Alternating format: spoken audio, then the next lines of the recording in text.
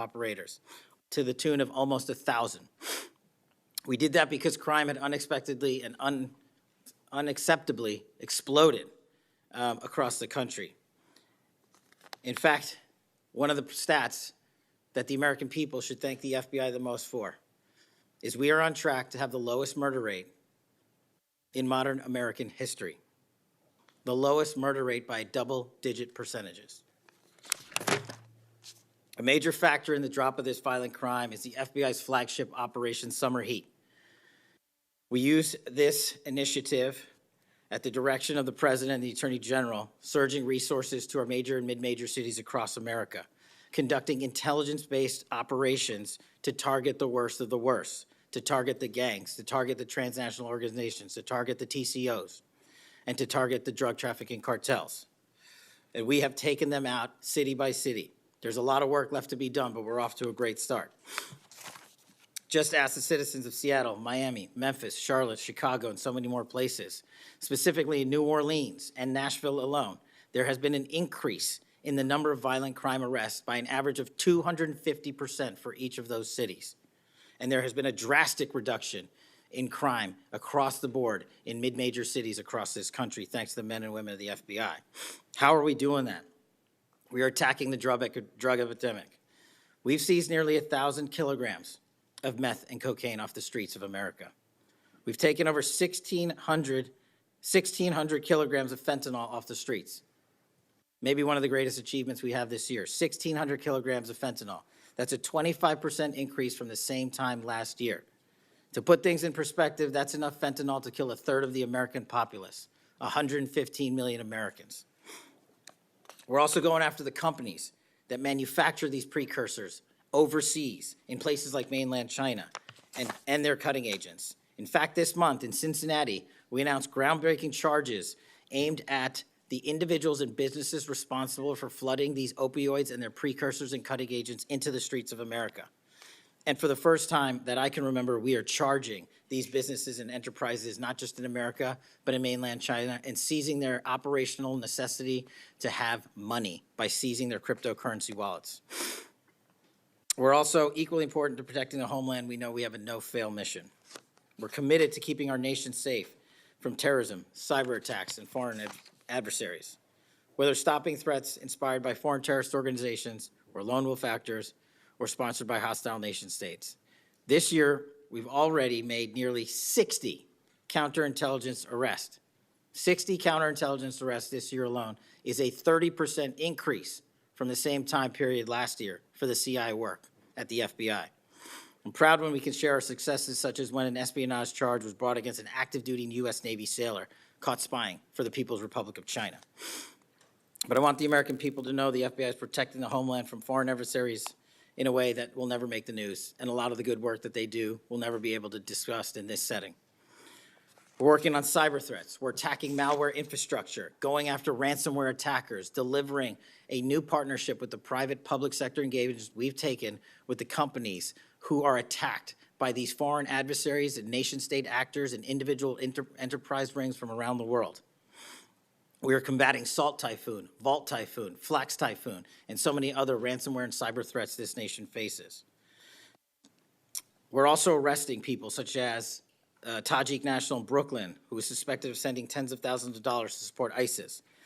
We're going after the new form of what I refer to as modern-day terrorism in America, 764 crimes that involve harming our children by going after them online, causing self-mutilation, suicide, sexual abuse, and steering them in the wrong direction.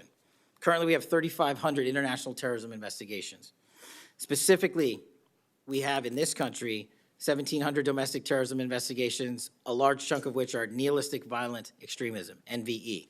Those who engage in violent acts motivated by a deep hatred of society, whatever that justification they seem is. The FBI has seen a 300% increase in cases opened this year alone versus the same time last year. In the last couple of months, the FBI secured a guilty plea for a man in Tennessee who attacked an energy facility with drones and explosives. We secured the indictment of a violent Sinaloa cartel faction leader in Chicago on narco-terrorism charges. Our folks in Sacramento collaborated with domestic and international partners to secure a guilty plea for a leader of a transnational terrorist organization who solicited the murder of federal officials. But the Bureau's job is not done. I'm committed to this transparency. Mr. Chairman, you alluded to our work with Congress. To date, in the 7 months that I've been FBI director, we have produced 33,000 pages to the United States Congress, 33,000 pages. Just to put that in perspective, my predecessor in his 7-year term issued 13,000 pages to Congress, and his predecessor in his 4-year term issued 3,000 pages to Congress. I've issued 33,000 pages in 7 months, and we're going to keep going. I'm dedicated to restoring the trust that the public has and needs in the integrity at the FBI, and it's being done every day by the men and women of the FBI. Now, I know that there's a lot of talk about Epstein, and I'm here to testify that the original sin in the Epstein case was the way it was initially brought by Mr. Acosta back in 2006. The original case involved a very limited search warrant or set of search warrants and didn't take as much investigatory material it should have seized. If I were the FBI director then, it wouldn't have happened. The search warrants were limited to small time periods to include 2002 to 2005 and 1997 to 2001. Mr. Acosta allowed Epstein to enter in 2008 to a plea and non-prosecution agreement, which then the courts issued mandates and protective orders legally prohibiting anyone from ever seeing that material ever again without the permission of the court. The non-prosecution agreements also barred future prosecutions for those involved at that time of those individuals. Still, this administration, at the direction of President Trump, has done more to turn over all the credible information we are legally able to do so, and we will continue to work with Congress to achieve that end. Under the direction of the President, thank you for your support for our mission to working to jointly deliver transparency and congressional oversight to the United States. Lastly, I want to close with the President's initiative here in Washington, D.C. as an example of what we're doing around the country. And I think our next city is Memphis. 21,000 arrests in D.C. with our federal partners, a huge decrease in violent crime, 60% decrease in gun crimes in Washington, D.C. in the last month, 74% decrease in carjackings in Washington, D.C. in the last month, 53% decrease in homicides in Washington, D.C. in the last month. The drugs are disappearing, people are freely walking around the states, and we're restoring the nation's capital to its glory. That work is through the interagency process that the FBI is proud to be a part of, and the initiative spearheaded by President Trump and the Attorney General. And perhaps most notably for investigations in Washington itself, it was the intelligence that the FBI gathered through our source network here in D.C. that helped us identify the suspects in the horrific murder of the D.C. intern Eric Tarpinian. We're proud to be a part of that investigation. We're proud to put the resources to bear of the FBI. And in closing, Mr. Chairman and members of the committee and Ranking Member Durbin, I'm honored to be the 9th director of the FBI. I'm not going anywhere. If you want to criticize my 16 years of service, please bring it on. Over to you.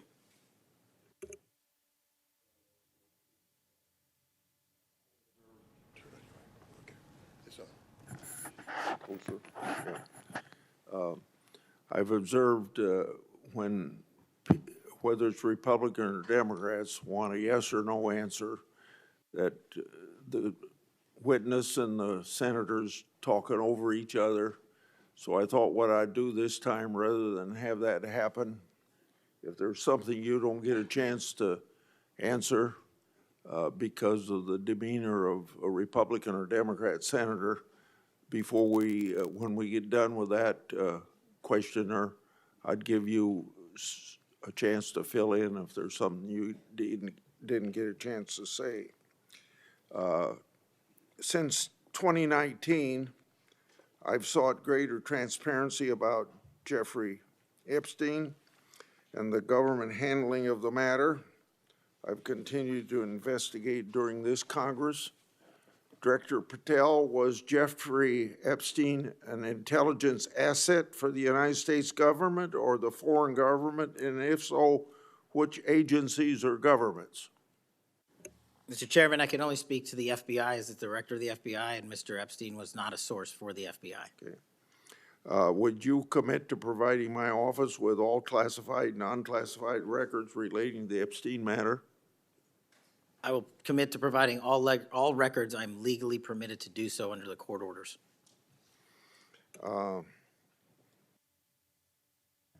It seems to me that I accept your answer to my question, but the broader intelligence community ought to answer these questions as well. Victims deserve an answer. Regarding the initial FBI 1023 document that I made public last Congress, that document mentioned 1, text messages, 2, audio recordings, and 3, financial records that allegedly proved a bribery scheme with the Biden family and foreign interests. Regarding those records existed, did the Ray FBI make any effort to obtain those records? Not to my knowledge, Mr. Chairman. Since this matter hasn't been fully investigated, the FBI has an obligation to the public to do exactly that and figure out why it wasn't investigated. Next question. I've done a lot of oversight relating to sexual misconduct by the FBI agents. In fact, I believe this is something I discussed with Ray, one of his appearances before this committee. According to the FBI Inspection Division, it opened nearly 300 investigations based on sexual misconduct referrals between 2017 and 2024. According to whistleblowers, the Biden-Ray FBI totally dropped the ball on this question. One credible accusation of sexual misconduct is too many, of course. Are you committed to reviewing the Bureau's policies to ensure responsible responses to credible allegations of misconduct, that they're swift and adequately protect victims? Yes, Mr. Chairman. Relating to a similar subject, during child crimes and sexual misconduct related investigations, are any private sector companies less than cooperative with you? What improvements in information sharing need to be made to catch those criminals? Mr. Chairman, we can always do better with our private sector companies. I've reached out to the leaders of most of them, asking them to provide more material so that we can be responsive and take legal action and protect the youth of this country. I'm happy to discuss, possible legislation that we can do to allow for these companies to continue. Yeah. Say maybe 1 inch up on the microphone. Sorry. I think you're close enough, but I think it's just a little bit lower. When you raise your head, it's difficult to hear. Director Patel, since 2021, I've raised concerns about the Biden administration failure to properly vet Afghan evacuees. Director Gabbard informed my office that as of August 2022, approximately 1,600 evacuees located in the United States had ties to terrorism and other derogatory information. That's why I and many others have opposed bills giving blanket approval. Are you aware of what steps your predecessor took to investigate these evacuees? And what steps have you taken to investigate them? And what, if any, national security concerns still exist? Mr. Chairman, I can't speak to the steps my predecessor took, but I will make sure we do a sweeping review and get back to you on that. As far as the Afghan refugees and evacuees, as during my tenure, we are going through the databases to make sure that no known or suspected terrorists enter this country to harm our nation. And also, as my resolve as FBI director, one of the first acts we undertook was a manhunt of one of the Abbey Gate bombers and leaders in that crime spree that killed 13 brave Americans. And within 2 weeks, we caught one of the leaders of the Abbey Gate bomber and brought him to justice here in 2 weeks from Pakistan. And so my commitment to you on Afghanistan in all matters is complete and without border. Yeah. Through my and other investigations, we found that the Biden administration lost thousands of undocumented children. We never heard a peep from senators wanting to help find them, even after I invited them to do so. In September 2025, the Trump Health and Human Services announced the creation of an interagency crime coordinator cell to find these and other missing children. That interagency group reportedly includes your agency. What resources and personnel have the FBI assigned to this new interagency effort, and what steps have the FBI taken to assist in locating missing children that the incompetent Biden administration lost? Protecting our youth is maybe the top priority for the FBI. As it specifically relates to your question, Mr. Chairman, as I stated, we've surged resources not just to this cell, but across the nation to our FBI's field office to locate children who have been trafficked, who have been victims of sexual abuse. And we have located 4,700 children in the 7 months since I've been FBI director. And that is a 35% increase from the same time period last year. And we're not stopping, and we're committed to doing that work on our tribal lands as well. And we are finding victims of child trafficking and child abuse every county and every district, and we're not going to stop. Okay. As I mentioned during my opening, I'm releasing documents with Senator Johnson about Arctic frost. Specifically, the documents show its scope expanded to include 92 Republican organizations. From evidence that I've seen, it looks to me like another political hit job against Republicans. What steps has the FBI taken to make sure improperly predicated investigations and weaponizations like this don't happen again? The simple answer, Mr. Chairman, is the FBI will only bring cases that are based in fact and law and have a legal basis to do so. And anyone that does otherwise will not be employed at the FBI. We are doing a prospective and retrospective analyses of individuals who may have weaponized the department and the agency. And as I've committed to you during my confirmation hearing and my conversations with you, this FBI will not be weaponized anymore in either side of the aisle. In June of this year, I raised concerns about the FBI's use of restricted access and prohibited access systems. According to the FBI, quote, when search teams that exist in a prohibited access status cases are searched in Sentinel, the particular search will receive a false negative Sentinel search response, end of quote. Clearly, this is not only affects FBI agents, it impacts congressional requests and court cases, and the Biden administration used it to thwart oversight. How are you ensuring that restricted access and prohibited access files are produced to Congress during court cases? And have you identified any Biden family records in restricted and prohibited status?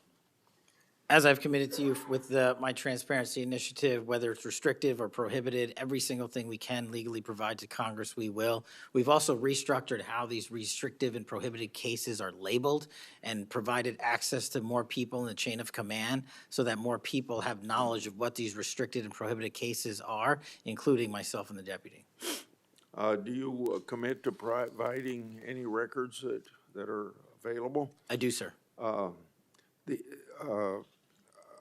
You publicly said that your team, quote, found a room that Comey and others hid from the world in the Hoover building full of documents and computer hard drives no one had ever seen or heard of. That's a quote from you. I've received a whistleblower disclosure that the room contained some information kept outside the FBI record keeping. I also have been informed via a whistleblower disclosure that the room included materials related to Special Counsel Mueller, former Director James Comey, and other documents maintained outside of the FBI.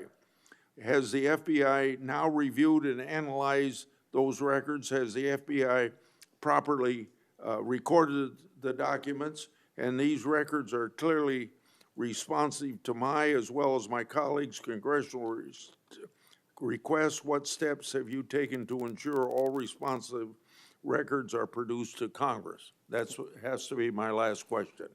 What's supposed to happen is leadership at the FBI is supposed to, pursuant to the Records Act, correctly store these records at our Information Management Division, IMD.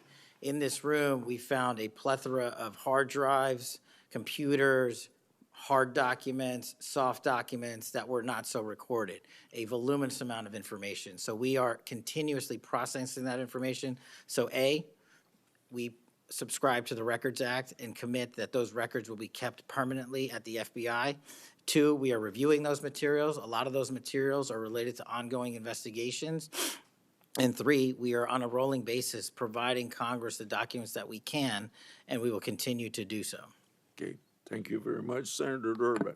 Thank you, Mr. Chairman. Director Patel, in addition to the extensive purge of nonpartisan career FBI official reports indicate that dozens of remaining officials have been subjected to polygraph exams to test their loyalty. My understanding is that approximately 40 officials have been asked to sit for a polygraph during your administration, and several have been asked whether they have ever made negative comments about you.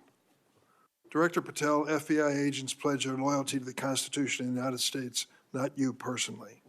What is the basis for requiring polygraph exams of your workforce and asking them if they've made negative comments about you? I don't know what reports you're referring to, Ranking Member, and I reject any reporting that has false information in it, so I'm not going to respond to that. As far as polygraphs go, generally they are always and always have been utilized at the FBI to track down those that leak sensitive information and have unauthorized disclosures to the media, and we will continue to use them to ensure the integrity of the FBI. Did any individual on your senior executive team, the director's advisory team, or who serve in the positions on the 7th floor receive disqualifying alerts on their polygraphs? Senator, I'm not going to get into the personnel discussions that were had on a polygraph. Those are private discussions, and many of them relate to ongoing investigations. Did you or Attorney General Bondi provide any individual with a waiver so they could remain employed after they received disqualifying alerts on their polygraphs? I'll have to get back to you. You don't remember that? No, sir. My priority is protecting the American public, not getting into the weeds of polygraphs. And to have a decent memory when you come before a committee. I'm happy to talk about all the good work the men and women of the FBI are doing, including provided the lowest crime rate in American history. If you want to talk about how to protect the citizens, Chicago has seen a 30% reduction in its murder rate because of the men and women of the FBI. You take credit for that? I'll happily do that. You The take credit? interagency partners and the men and women of the Chicago PD have never been more Include powerful. local law enforcement, please. Have you ever seen my testimony across this country where I always lead with our interagency partnerships with state and local law enforcement? It is the pillar of what I am doing. And on the 7th floor, for the first time in FBI history, I have installed police officers and sheriffs right on my 7th floor to report to us every day what's going around the country on the street level, because that is a priority of the FBI and is the only way we are going to work. I don't take credit for anything, but I will defend the men and women of the FBI and the cops that help us get it done. You should. Director Patel, to your knowledge, did a whistleblower ever make a disclosure to Attorney General Bondi indicating that the New York field office was withholding Epstein-related records? I'm not familiar with that whistleblower. You know that there was such a whistleblower? I'm not familiar with that whistleblower. In response to the blowback she received, Attorney General Bondi also pushed the FBI to review approximately 100,000 Epstein-related records on an arbitrarily short deadline in March, and the FBI was directed to flag any documents that mentioned President Trump. Nothing came of that review until July, when DOJ and FBI released an unsigned memorandum stating there is no incriminating client list. Why was this July 7th memorandum unsigned? Would you prefer I've used AutoPen? Why was it unsigned? The memorandum had the insignia of the Department of Justice and the Federal Bureau of Investigation. And in our effort to secure transparency for the American people, because the 3 prior administrations had not done so, we conducted an exhaustive search of everything related to the Epstein cases, and we produced what was legally and permissibly able to be produced to Congress and the American public. So And did there's you a congressional subpoena, and we're continuing to do Did you so. personally direct that investigation so that you would sign such a, Did I personally direct what investigation? of the Epstein records for any reference to President Trump? Again, you are citing reporting that I think is baseless. We conducted an investigation of the Epstein case files pursuant to the direction of the President of the administration to provide all credible information, and we are working with Congress pursuant to a congressional subpoena to turn over all the documents we can. All individuals. Who were at cited. DOJ and FBI was responsible for its drafting and conclusions? Many individuals at the Department of Justice and the FBI are There was responsible. no lead person? The Attorney General leads the Department of Justice, and I lead the FBI. So the Attorney General was responsible for that? The Attorney General leads the Department of Justice. Director Patel, much like you, Deputy Director Dan Bongino was a conspiracy theorist who built a lucrative career making inflammatory and unsubstantiated statements about the FBI that would be disqualifying in any administration that cared about nonpartisan law enforcement. For instance, Mr. Bongino called the placement of pipe bombs outside the DNC and RNC headquarters on January 6, quote, an inside job, and went on to say this was a setup. I have zero doubt, and whoever goes into the FBI, you better get an answer about why. Director Patel, you and Deputy Director Bongino are now leading the FBI. What is the evidence to suggest the pipe bombs placed outside of the DNC and RNC on January 6 were an inside job? I appreciate the opportunity to discuss Director Bongino's mind record.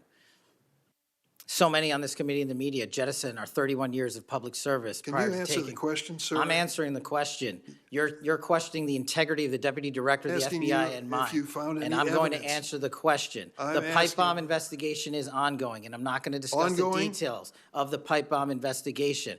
Mr. Bongino was a Secret Service agent for 15 years, a police officer for 5. I served this country in multiple administrations for 16 years. We were also private citizens, and we are now back in government service. And what we have the ability to do is set aside our personal beliefs to deliver the mission of justice for this country, and we're doing it day in and day out. And I find it disgusting that everyone and anyone would jettison our 31 years of combined experience that is now at the helm of the FBI, delivering historic results at historic speeds for the American people.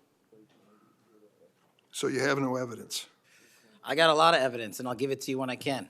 Yeah, I'm looking forward to it. There's a New York Times story this morning about Chris Meyer. As I understand it, he was your personal pilot, at least for some period of time. Mr. Meyer has quite a record himself. Flew over 350 hours as an Air Force pilot on 3 aircraft types in Afghanistan.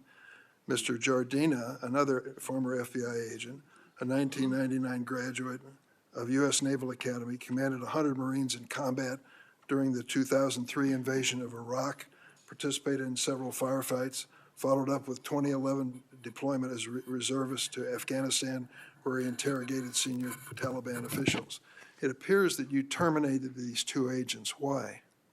I'm not going to get into personnel decisions that we made. So you're not accountable for your decisions to take people who served our country so admirably and terminate them without any cause? That's a I'll tell you- one-sided story. Anyone that has Well, been then terminated from so the tell FBI, your- generally tell your side speaking, of the story. failed to meet the needs of the FBI and uphold their constitutional duties. And you providing a one-sided story from your perch is absolutely disgraceful, because the men and women of the FBI deserve better. And your attack on the current leadership of the men and women of the FBI is equally disgraceful, because now you're attacking the leaders that are our brave SACs in Let the me tell you field what's who are disgraceful. doing the job that this Disgraceful. country needs. It's And we will disgraceful. continue to do it. Excuse me, it's disgraceful when Mr. Meyer and Mr. Jardina, who served our country so well, are terminated apparently because of the rants of a broadcaster. That is your all it- opinion. It is not a fact. Well, it's certainly my opinion I can back up with fact. Let me ask you to explain the situation in Baltimore, if you will. Did you read the story about the termination of the project in Baltimore? Which story? 764 Group? Sorry. Which story? 764 Group, the Baltimore agents were investigating. Are you familiar with that? No, sir. Well, I'm not going to go into detail. It would take too long to do it. But apparently that this group, 764, a nihilistic, violent extremist group, seeks to blackmail children to perform vile acts on a camera under investigation by Baltimore, which was terminated by you. I'd like you to respond in writing, if you will, as to the circumstances of that termination.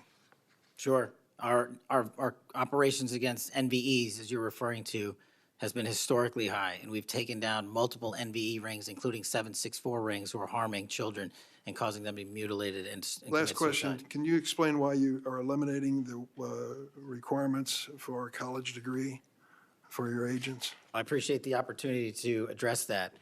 You said in your opening statement, we are reducing the training requirements at Quantico. We are not, we are expanding them. You are referring to an 1811 crossover program because I believe the men and women of places like the DEA, the ATF, and the Marshal Service and the Secret Service who want to work at the FBI should deserve that opportunity in a shortened bridge program, which we provided. We are also keeping the 18-week BFTC as is traditionally being held at the FBI. So we're not reducing any requirements. We are increasing those that we bring into the FBI. Did you change any of the requirements on college degrees? We are allowing police officers who have served for a number of years to come into the FBI who did not obtain the requisite college degree to apply to be federal agents because we feel they have the street-level experience we need to conduct this mission. I yield, Mr. Chairman. I have to respond to this business about you not treating employees properly because I served under the previous administration when Democrats willingly turned a blind eye to Biden administration retaliation against my whistleblowers. They didn't get due process when their careers and lives were upended. I'm talking about people like Dina Perkins, Jeffrey Veltri, Timothy Dunnan were removed from their positions. Several whistleblowers were reported that they targeted FBI employees for their political beliefs by suspending and revoking security clearances. One FBI whistleblower said that Perkins, Veltri, Dunnan, and other FBI leaderships were, quote, responsible for what happened to me and my family. Ensuring that they no longer work at the FBI isn't retribution, it's responsible leadership. Another whistleblower that is a registered Democrat said they spoke out against abuses in security clearances processes committed by FBI senior leaders, particularly Veltri and Perkins. Then Perkins and Dunnan suspended their security clearances and put them in unpaid leave. I'm going to put some more examples like this in the record so I don't take up a lot of time for my colleagues. Senator Graham. Thanks, Senator Graham. Welcome to the committee. The numbers sort of speak for themselves. You've done a lot in a small period of time. So all those folks out there making this happen, thank them for me. Well, sir. As to how to be an FBI agent, you've made a decision that local law enforcement folks, people who've served in law enforcement without a college degree are able to apply now. Is that correct? Yes, sir. Makes sense to me. So experience out in the field might be as valuable as a college degree, believe it or not. Venezuela. We're blowing boats out of the water in the Caribbean because they're connected to international narco-terrorist groups. Is that correct? Yes, that mission is being led by the Department of Defense, sir. Okay. What legal authority do we have to do that? Sir, I would defer the questions on legal authority to the Attorney General and the Department. Fair enough. Do you believe that Maduro runs a narco-terrorism state in Venezuela based on? I believe based on the intelligence and prosecutions and investigations we are currently running, a large portion of the cocaine that exits out of South America, its origination point is in Venezuela, and using transshipment points through Haiti, they're using the navigable waterways in the Caribbean to the end state delivery, which is the United States of America, and we will hunt down every single one of those narco traffickers with the authorities. There's some actual indictments of Maduro as an individual for being involved in that. Is that correct? Senator, I think you're referring to the DEA indictment on that one. Right. So I guess the point is, would it be fair to say that Venezuela is a good candidate to be labeled as a state sponsor of terrorism under U.S. law? Senator, from my perch, we will provide the intelligence necessary for anyone who meets the threshold to be a state sponsor of terrorism, and this administration has I expanded think it. they are, so we'll be going down that road. China, on a scale of 1 to 10, 1 being nothing, 10 being great, how is China helping with the fentanyl problem here in the United States? Under this administration, we have taken, as I highlighted the Cincinnati case, the precursors are the problem. The fentanyl is the end state that kills American citizens. Well, the precursors are made in China, right? They're made in China. And so for the first time in a decade, I had a call with my counterpart in the MPS, the Ministry of Public Services, to attack the precursor chemical companies and have those chemicals Is it labeled. too early to rate the success? We have indicted multiple businesses in China. We've also cut off the transshipment points of those precursors. They switched. Once we got on their track about their delivery routes to the Mexican drug cartels directly, they started going to India. We called the Indian authorities, and they shut down those transshipment points. So we're continuing to work with our So partners China overseas. is helping, would you say? They are starting to help, and we are hoping, under this administration's leadership, we can get more of their Let me help. know, in the coming months if that continues, because if they are helping, that's a good thing. Yes, I think sir. we need to celebrate the breakthrough. If they're not, that would be a bad thing. So after the assassination of Charlie Kirk, there seems to be one refrain from everybody, and that's about the effect of social media. Do you believe that social media is one of the instruments radicalizing America and inciting violence? Well, it's not, my belief is based on the data, and the data shows that social media is wildly out of control when it comes to You're radicalizing. dead right. So what did you just say? This guy's the FBI director. He says that social media is wildly out of control. Now, free speech, we all agree with that, but you can't yell fire in the theater, right? Yes, sir. Free speech doesn't allow you to go online and groom a child for sexual, No, it does not. okay? Free speech doesn't allow you to go on the internet and basically incite somebody to kill another person, right? Absolutely not. So if it's illegal offline, it should be illegal online, agreed? Whatever the law is. Yes, sir. We Just had because you're online doesn't give you a get-out-of-jail-free card. No, sir. So if a parent is worried about a child being bullied on a website, what rights do they have under U.S. law?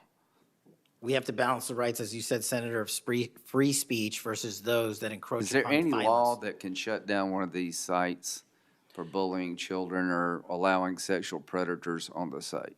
We are able to attack certain sites on the dark web.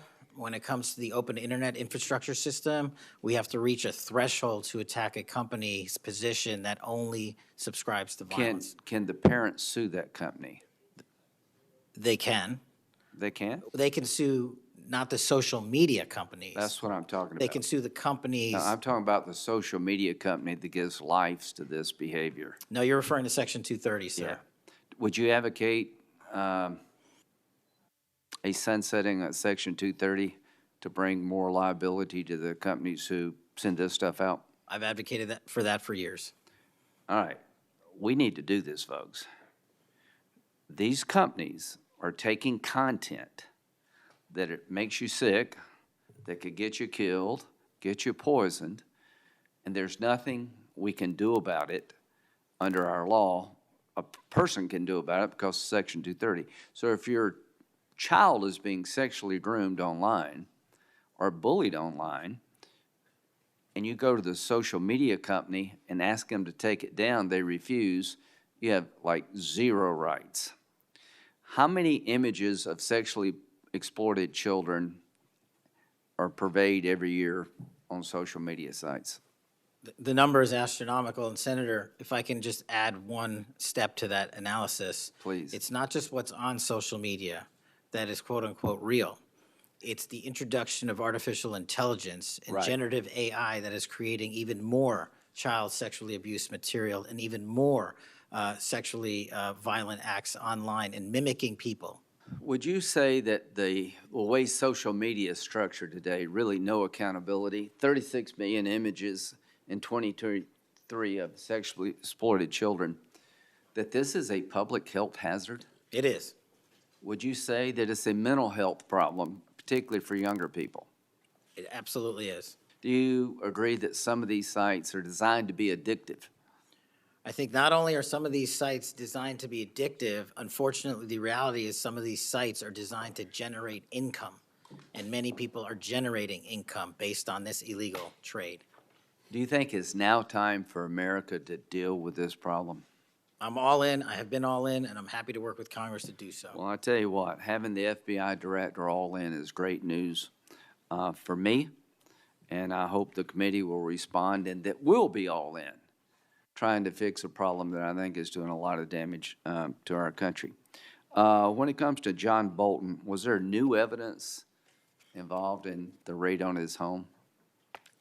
Sir, that investigation is very much ongoing. As you know, there was a raid of his house pursuant to a legal Was there a search warrant obtained to go in?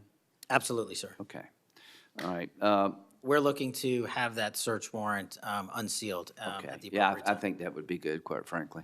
In December 2023, Director Ray said he sees blinking lights everywhere regarding to foreign terrorist threats against our homeland. How would you characterize the state of threats to our homeland by foreign terrorist groups? Foreign terrorist organizations have adapted and started utilizing online platforms, and so has the FBI. And so while they are adapting and expanding how they harm our country, we have as well. They have not stopped. There's been a resurgence in places like West Africa and elsewhere of foreign terrorist organizations, and also the newly emboldened drug trafficking organizations in Mexico. It's going to take a whole of government approach to get. Does Hezbollah fall within that group? Yes, sir. So Hezbollah is involved in not only terrorism, but narco-terrorism? Yes, sir. So do you consider Hezbollah a threat to the United States? Absolutely. All right, finally, do you have enough people Sorry. to do all this? Do you need more people? You're involved in a lot of things, and the numbers speak for themselves. You have FBI agents helping here in Washington, D.C. You have FBI agents helping in illegal immigration. That's good. You've got a chance here to tell us if you need more people. Seems to me that threat level of this country is pretty high right now. You got thousands of domestic terrorism cases. How many are being investigated? I think 3,500 off the top of my head. 3,500, okay. Anyway, it seems your plate's pretty full. I would urge you to get with your people, and if you think you need more people, now's the time to do it.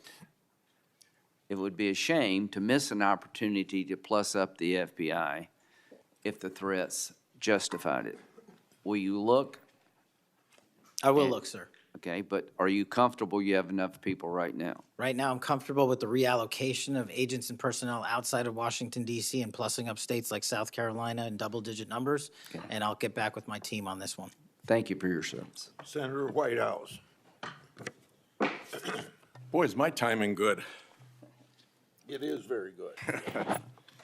Director Patel, welcome. Thank you, sir. When you were here for your confirmation, we talked about your so-called enemies list. It appears to me that there have been adverse actions of various kinds taken against about 20 of the 60 people on your enemies list. You've been in office for 7 months. At that rate, you've got 14 months until you've hit all 60. Can you explain that? Again, that is an entirely inaccurate presupposition. I do not have an enemies list. You can continue to characterize it as you wish. The only actions we take, generally speaking, for personnel at the FBI are ones based on merit and qualification and your ability to uphold your constitutional duty. You fall short, you don't work there anymore. Well, there was a list. You don't like it to be called an enemies list, and it had about 60 names, and about 20 have had an adverse action. So those are, I think, pretty clear facts. Let me move on to your grand jury testimony, which we also talked about when you were here. I think you indicated that you understood that a witness in the grand jury is free to discuss afterwards whatever they told the grand jury. And you then went on to suggest, saying, I can't go into court orders granted by the D.C. District Chief Judge, and you want me to violate a court order. In those remarks, you fairly plainly suggested that there was a court order of some kind that somehow restricted or limited your ability to discuss your own testimony to that grand jury. Since then, that chief judge that you mentioned, Judge Boasberg, has written, and I'm quoting him here, Federal Rule of Criminal Procedure 6E allows witnesses like Patel to divulge the contents of their testimony, meaning that nothing was preventing him from doing so before the committee. Can we confirm here today that there is no court order of any kind that limits your ability as a witness before the grand jury to discuss your own testimony to that grand jury? We can confirm that pursuant to my action, that grand jury testimony has been released, the transcript.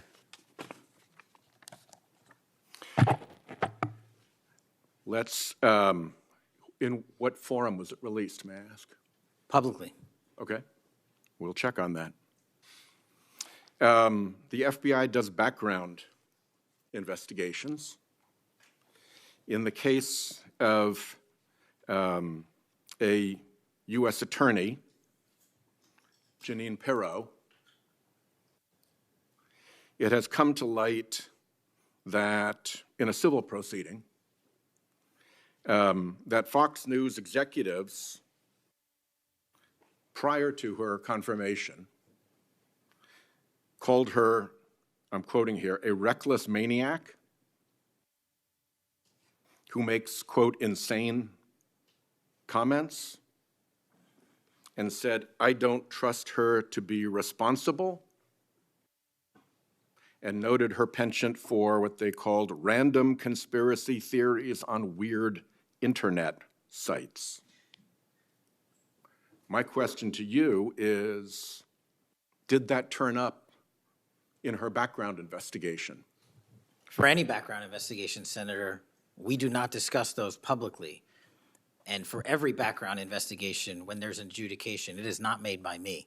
It is made by the career professionals who run the inspection division and background check system. Do you know if that information was found? You see, we're an oversight body here, and there are really three possibilities here. One is that the FBI background investigation didn't find that stuff. That's worth noting because these investigations, full field background investigations, are supposed to find that stuff. That's possibility one. Possibility two is that the FBI did in fact find that information and then did not report it to the administration or to the committee. And the third is that you found it, you reported it to the administration, and they went ahead with her nomination knowing that she had been described as a reckless maniac who made insane comments, who wasn't trusted by colleagues to be responsible, and who had a penchant for random conspiracy theories on weird internet sites. Are you saying that this committee does not have any authority or reason to look into which of those things is true? This committee can look into anything it wishes. I'm telling you that the background investigations that are done by the HRD division are done by career individuals. They do not report the details of those to me. They adjudicate those independently and individually. That's how it's always been done. What happened during the pause of FBI background investigations that was alleged in the complaint against you and the FBI by the FBI agents who were terminated? On February 12th, Emil Bovee directed the FBI, quote, to pause any FBI background investigations of Trump nominees until Patel was confirmed, which happened on February 20th, is the general description of what they alleged. Why, do you know, were background investigations paused? Was it so material like this could be scrubbed out of them? And have they been resumed without that pause fully and normally after your arrival on February 20th? I can speak to the time period since I got there. Background investigations have been ongoing across the board at the FBI. Why was the pause, do you know? I was not there. Wasn't explained to you when you got there? Oh, by the way, boss, they've had an 8-day pause on background investigations. You think that would be something that would be explained to you at some point? Again, I leave it to the men and women at the HRD division to run background investigations. I do not interfere with them. I get that. But what I don't get is whether you were told about that pause, and why would you not be told about that pause? I don't recall that, sir. All right. The allegation also relates that part of the employee review of senior staff was whether or not they voted for Kamala Harris in the 2024 election. Since when is who you voted for a proper question for agents to be asked? I don't know what allegation you're referring to, Senator. If it's from an ongoing matter in litigation, I can't discuss that, but what I can discuss is I can only speak to the FBI's background investigations. There are other background investigations conducted across the government. I can only speak to So mine. just to clarify, I'm not talking about the FBI full field background investigations. I'm talking about internal employee reviews for promotion, for termination, for job actions of various kinds. And my question to you is it now the policy of the FBI to ask agents who they voted for, and since when is who agents voted for a proper question for the FBI to ask? Taking those in reverse order, it's not a proper question, and it's improper to allege that I'm doing that. And also, at the FBI specifically, under my leadership, we do not ask who you voted for. And just one correction for the record, if I may, Senator, it's Security Division that runs background investigations, not HRD. Okay, I'll accept that correction.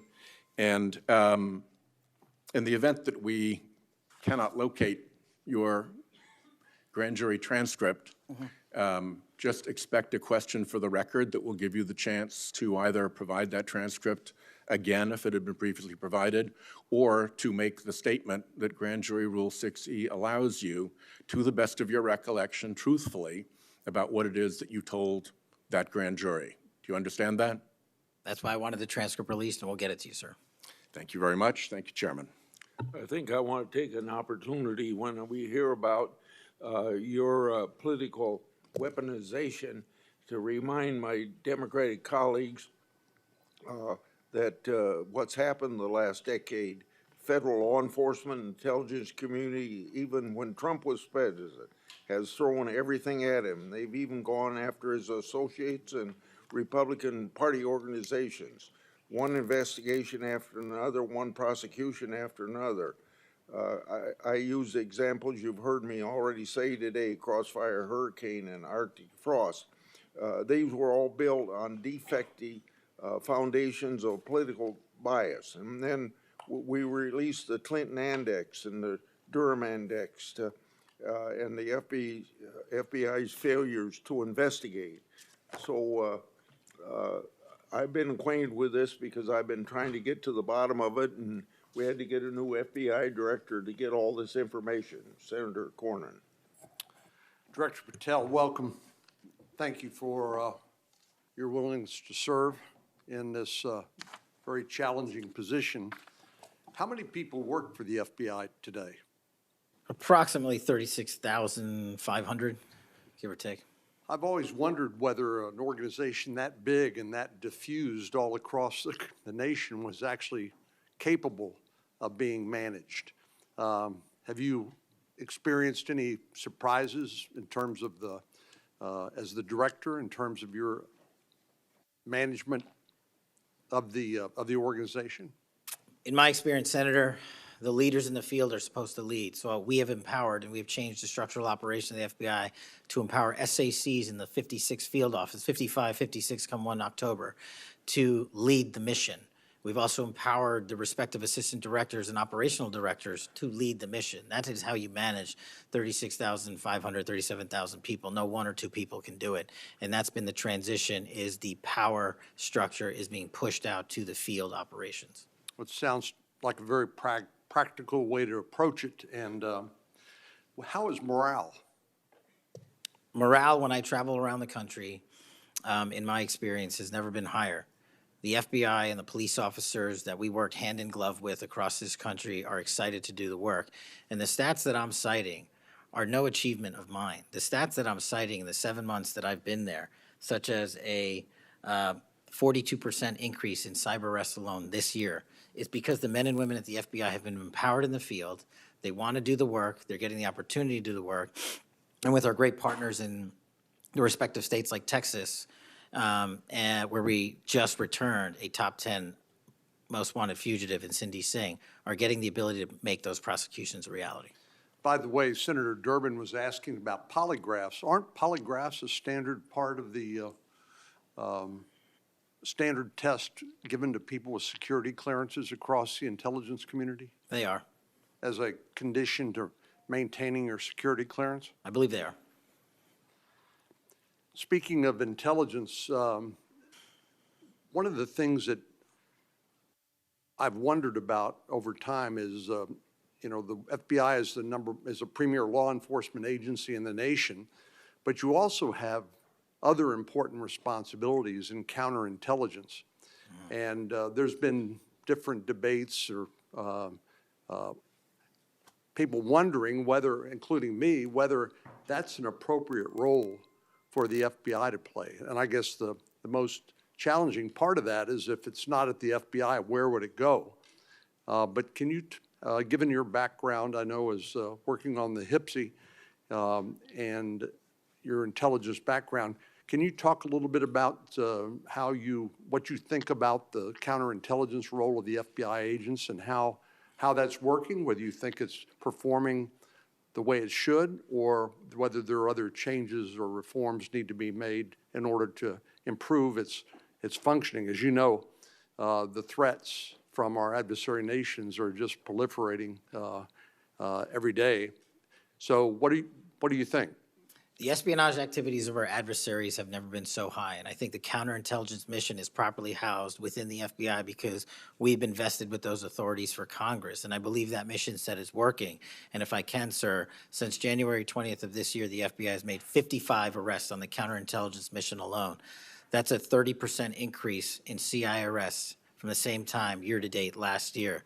We've arrested 33% increase in PRC counterintelligence arrests, an 83% increase in Russia counterintelligence arrests from the same time last year, then a 60% increase on Iran counterintelligence arrests from the same time period last year. So we are already on total exceeding the entirety of the number of arrests from the previous year on counterintelligence matters across the board. And in my opinion, the FBI is the only agency that can do it. Now, we work with the interagency to do it, and we need them, but we have the mission set.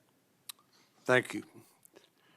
You know, sometimes I wonder whether we sort of repeat the way we do things because we've always done it that way. And I'm getting up to building up to this issue of the narco trafficking and what President Trump has ordered the Defense Department to do in terms of to take out some of these transnational criminal organizations that are importing poison into the United States and responsible for killing tens of thousands of Americans, maybe hundreds of thousands of Americans over time. Do you think a law enforcement model for dealing with these narco traffickers is adequate to deal with the threat?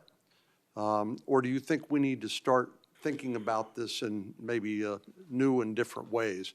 Obviously, we're not engaged in a war per se, although it is a war metaphorically. And the law enforcement model seems to be not working from the standpoint of dealing with the volume of the threat and the magnitude of the threat. Do you think we need to start thinking about how do we deal within constitutional legal parameters to deal with this problem in a different way to be more effective in protecting the American people? Absolutely, and the way to analogize this and why I've advocated for the designation, and I'm thankful that the Trump administration has designated these cartels and narco traffickers as foreign terrorist organizations, is because we must treat them like the foreign terrorist organizations post 9/11. We must treat them like the Al-Qaedas of the world because that's how we're operating. And just treating them with law enforcement capabilities alone was wholly insufficient to wipe out the targets in their entirety. They always had the next man up philosophy. If you take out the leader, they got 10 guys behind him. But in order to eliminate, and that's the key, eliminate the drug trade, and eliminate the pouring into this country of narcotics, we have to use our authorities at the Department of War and the intelligence community to go after the threat like we did terrorists when we were manhunting them. And now we have that ability, and we're seeing that in live time, whether it's on the strike on the boat or going down into Mexico and working with our Mexican authorities with these intelligence assets to say we've located not just the person in charge, the cadre in charge, but the entire network, and we are now able to dismantle that entire network. It's going to take time. The manhunt after 9/11 took some years, and this is going to be a years-long mission. Well, I'm glad you mentioned the counterterrorism mission because we've had a lot of experience, the U.S. government writ large, with dealing with terrorism in the Middle East and elsewhere. And obviously, some of our friends and allies, like Mexico, for example, are very sensitive about sovereignty and being able to control what happens on their territory. But yet, we're beginning to see more and more cooperation, as you point out, in that regard. And so, in your opinion, has the counterterrorism model, have the lessons learned by the U.S. government writ large, are they being aggressively applied? Are there other things we need to do to make sure that those skills, those lessons learned are applied more broadly to the threat of narco trafficking? I can only speak to the FBI. We are applying all of them to our the CT mission set to the CN mission set, and we're using the new authorities given to our intelligence community partners in the Department of War to combine these collective efforts and in a new way, meeting together and creating an interagency process that gets after the threat dynamic. And whether that's a kill operation, a capture operation, a surrender operation, or a host nation takedown, like we did with the counterterrorism mission sets in Afghanistan, in Iraq, and Pakistan, and elsewhere, we are applying that to the drug traffickers in Mexico and Venezuela and Colombia. Thank you very much. Thank you, Mr. Chair. We have seen too much political violence in this country. We all know that. Just last week, Director, your friend Charlie Kirk was gunned down on a college campus. I'm sorry for your loss. In Minnesota, only 2 months ago, a madman took the life of my friends, Melissa and Mark Hortman, shot Senator John Hoffman and his wife Yvette a combined 17 times. And evidence indicates that he would have killed a lot more if law enforcement hadn't intervened. Just last month in my state, we were again shook to the core when little kids were shot down through stained glass windows in Annunciation Catholic Church in Minneapolis. And while the victims weren't politicians in this case, they were 6-year-olds and 8-year-olds, the manifesto that the shooter left behind was political. But in the words of your own federal law enforcement, this person was an all-purpose hater. Went after blacks, Hispanics, the president, Muslims, Jews, nearly everyone. And this happened during the first Mass of the year for these kids. They were excited to see their friends, meet their new teachers, and 2 children, 8-year-old Fletcher Merkel, 10-year-old Harper Moisky, were murdered. 21 other people injured, some of the kids, 18 kids, severely. Fletcher was just starting 3rd grade. He loved his family, his friends. He loved fishing and cooking, in his dad's words, any sport he was allowed to play. Harper, the other child, we celebrated her life this Sunday, thousands of people. Her parents described her as bright, joyful, and a deeply loved 10-year-old whose laughter, kindness, and spirit touched everyone that she knew. We've heard the words of young children who were saved because 12-year-olds laid on top of them, or a kid with disabilities who was paralyzed, whose teacher pulled him out of the wheelchair, threw him under the pew, and laid on top of him. We do thank the local FBI director and the local U.S. Attorney's Office for their work in both of these cases, the Hortman case and this. But I did want to focus on one local law enforcement moment that I'm not sure has made with all the news going on in Minnesota. When the first 911 call, and you've heard about other places where this waited and waited, the first 911 call was made at 8:27 a.m. The first officer was on the scene just 4 minutes later, local Minneapolis police, at 8:31 a.m. The Chief O'Hara, shared with me the actual numbers. listen to this, over 20 people were in ambulances just 14 minutes, all of them, after the police got on the scene. 14 minutes after the first call, tourniquets, stretchers, and they got them all to Hennepin County Medical Center or Minneapolis Children's Hospital. And I think it is worth looking at what happened there, because one of the dads whose daughter was severely injured, still in the hospital, that I met on Sunday, told me that there is absolutely no way his beautiful daughter would have survived if police hadn't been there. So it is worth looking at for all of us. So my focus on behalf of these parents, because I promised I would do this on Sunday, was just to figure out how we can do anything to stop this from happening again. So expanded background checks, ghost gun bans, every shooting is different. Raising the minimum age to purchase an assault weapon, even if we're not going to ban them, I favor banning them. But that's one idea that's out there when so many of these shootings are people who are 18, 19, 20, 21. The one at Annunciation Church was 23. Both shooters in Uvalde and Buffalo had just turned 18 when they purchased the assault weapon bans. I'm not saying any one of these things would prevent every single shooting, but I really ask everyone to look at these. We also need to tackle social media, and I really did appreciate Senator Graham's questions. I think we have to protect free speech and not engage in censorship. But for years, I have supported repealing Section 230, which was made when these companies were little companies starting up in garages. And I think it is one way to get at making this better environment online and preventing violence. So my first question is on the assault weapon ban. Do you think that would be helpful in reducing gun deaths, Director?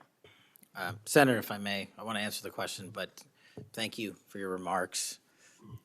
Especially it relates to my friend Charlie, and I share and relay my remarks, my sentiments to you. Minnesota has suffered untold tragedy in these last few months, and whatever creativity we can use to eliminate even just one shooting, one horrific death, I am in favor of engaging with Congress fully to do. I don't have the answers. I don't know what will eliminate it in its entirety, but I'm willing to engage and explore new ways with you, Senator.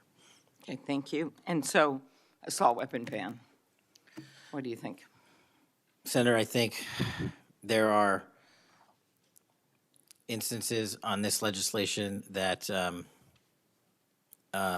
could prevent future attacks, but I'm not going to weigh into the creation of legislation. Could you also look at, and I favor just assault weapon ban, not getting these guns in the hands of people that shouldn't have them, but could you look at the numbers on the ages? Yes. Because from 18, even going from 18 to 21, which wouldn't have prevented the shooter in Annunciation Church from purchasing that gun. He purchased several the same day. Over 100 rounds were fired from the assault weapon through the stained glass windows. So if you went up to 25, it would have stopped that immediate purchase and probably saved the lives of these kids. But if you go to 21, that is the same age that already applies to purchasing handguns from federally licensed dealers. So I prefer another approach, but I was hoping that our Republican colleagues would at least look at that, given Uvalde, Buffalo, and some of these other mass shootings, trying to be practical, but thinking that it could make a major difference. Strengthening background checks, could you also look at that? And then banning ghost guns and bump stocks. What do you think of that? So, Senator, you're talking to my heart here on one of the core missions at the FBI, which is our CJIS facility in Winchester, Virginia, which is our hub for our NICS checks, our NCICs, our capabilities on when we have, I think it's 19,000 state and local community law enforcement come to us for these background checks. We're trying to make that processing as fast as we can so we can get them real-time information. I think we have a 93% clearance rate in 15 minutes as it relates to ghost guns, but we can do better. All right, well, just if you could get back to me on all those and talk to the White House.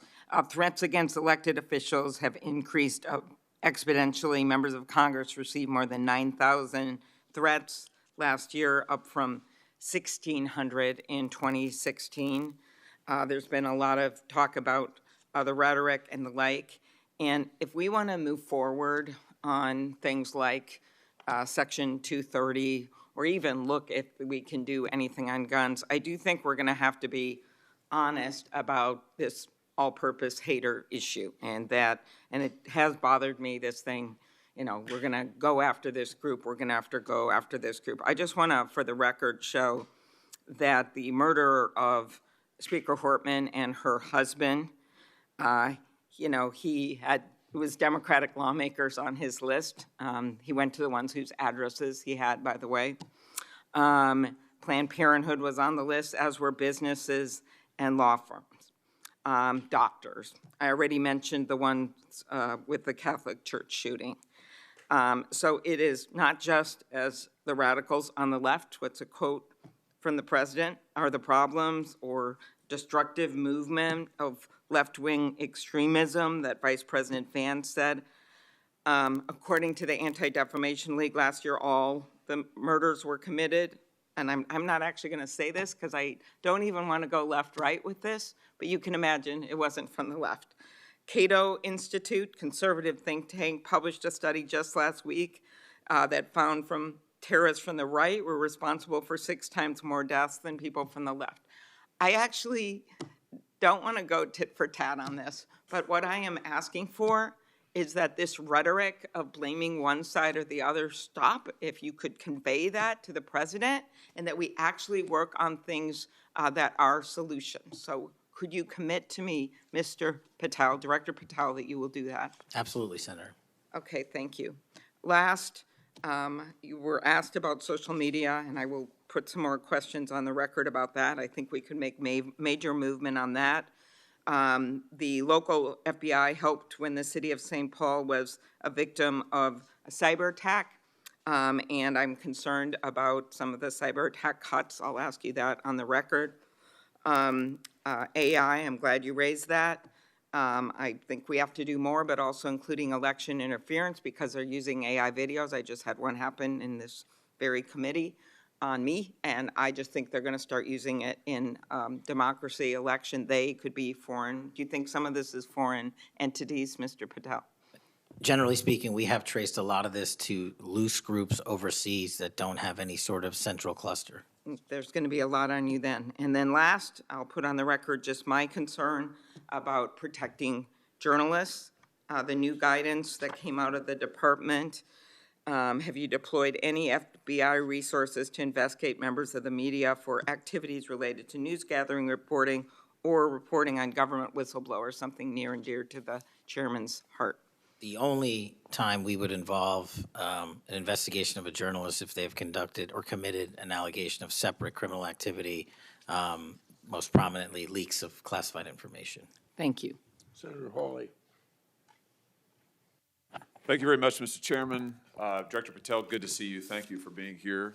You're leading the FBI at a very critical time for that agency and also a critical time for our country. And I want to start by talking to you about the tide of violence that we have seen, ideological violence against people of faith, particularly Christians. You just think here, take a rough catalog. Just in the last couple of years, we've seen shooting at the Covenant School, Christian school in Nashville. We've seen school shooting at the Annunciation School. We've seen church shootings multiply. We've seen acts of crime and violence, vandalism, arson against churches and parishes all across the country. And then, of course, last week, Charlie Kirk, who said, "I want to be remembered for my courage, for my faith," was shot on a college campus. Let me just start with the assassination of Charlie Kirk. Is the FBI, and I appreciate the tremendous work the FBI has done in this investigation, is the FBI investigating the Kirk assassination as part of this broader pattern of anti-religious, anti-Christian violence? We are investigating Charlie's assassination fully and completely and running out every lead related to any allegation of broader violence, and we're producing results on that we'll disclose when appropriate. Good. I'm glad to hear that. Let me just ask you a few questions about that, if I could. Sure. Reports have suggested that the FBI is investigating a broader network of groups that may have had some knowledge of the shooter's plans.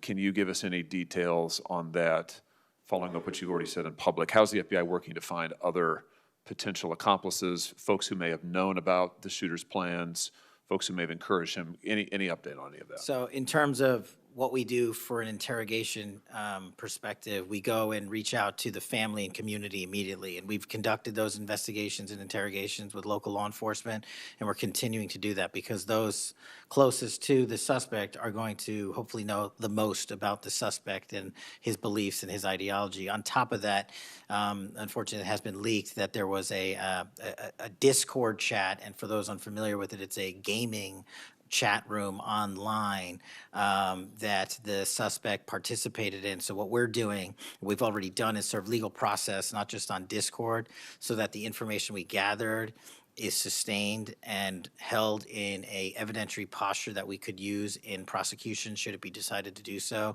And we're also going to be investigating anyone and everyone involved in that Discord chat. Okay, very good. I see the public reports that the Discord thread had as many as 20 additional users. It sounds like you're trying to run down all of that to see if that's accurate, who else may have been on that thread, what they may have known. Is that fair to say? It's a lot more than that, and we're running them all down. It's a lot more than 20, Yes, sir. and you're running all of that to ground, Every you single said. one. Yeah, fantastic. Let me just turn to the broader question here of anti-religious, anti-Christian violence. Let me just give you a few stats that I'm sure that you're all too familiar with. Every person of faith in America certainly is. Major report this past year found that there have been over 400 instances of hostility against churches in the United States in the year 2024. Those included arsons, bomb threats, shootings, and firearm incidents. Another organizational report found that there were 500 attacks on Catholic parishes alone. So that number, 415, that's all Christian churches in 2024.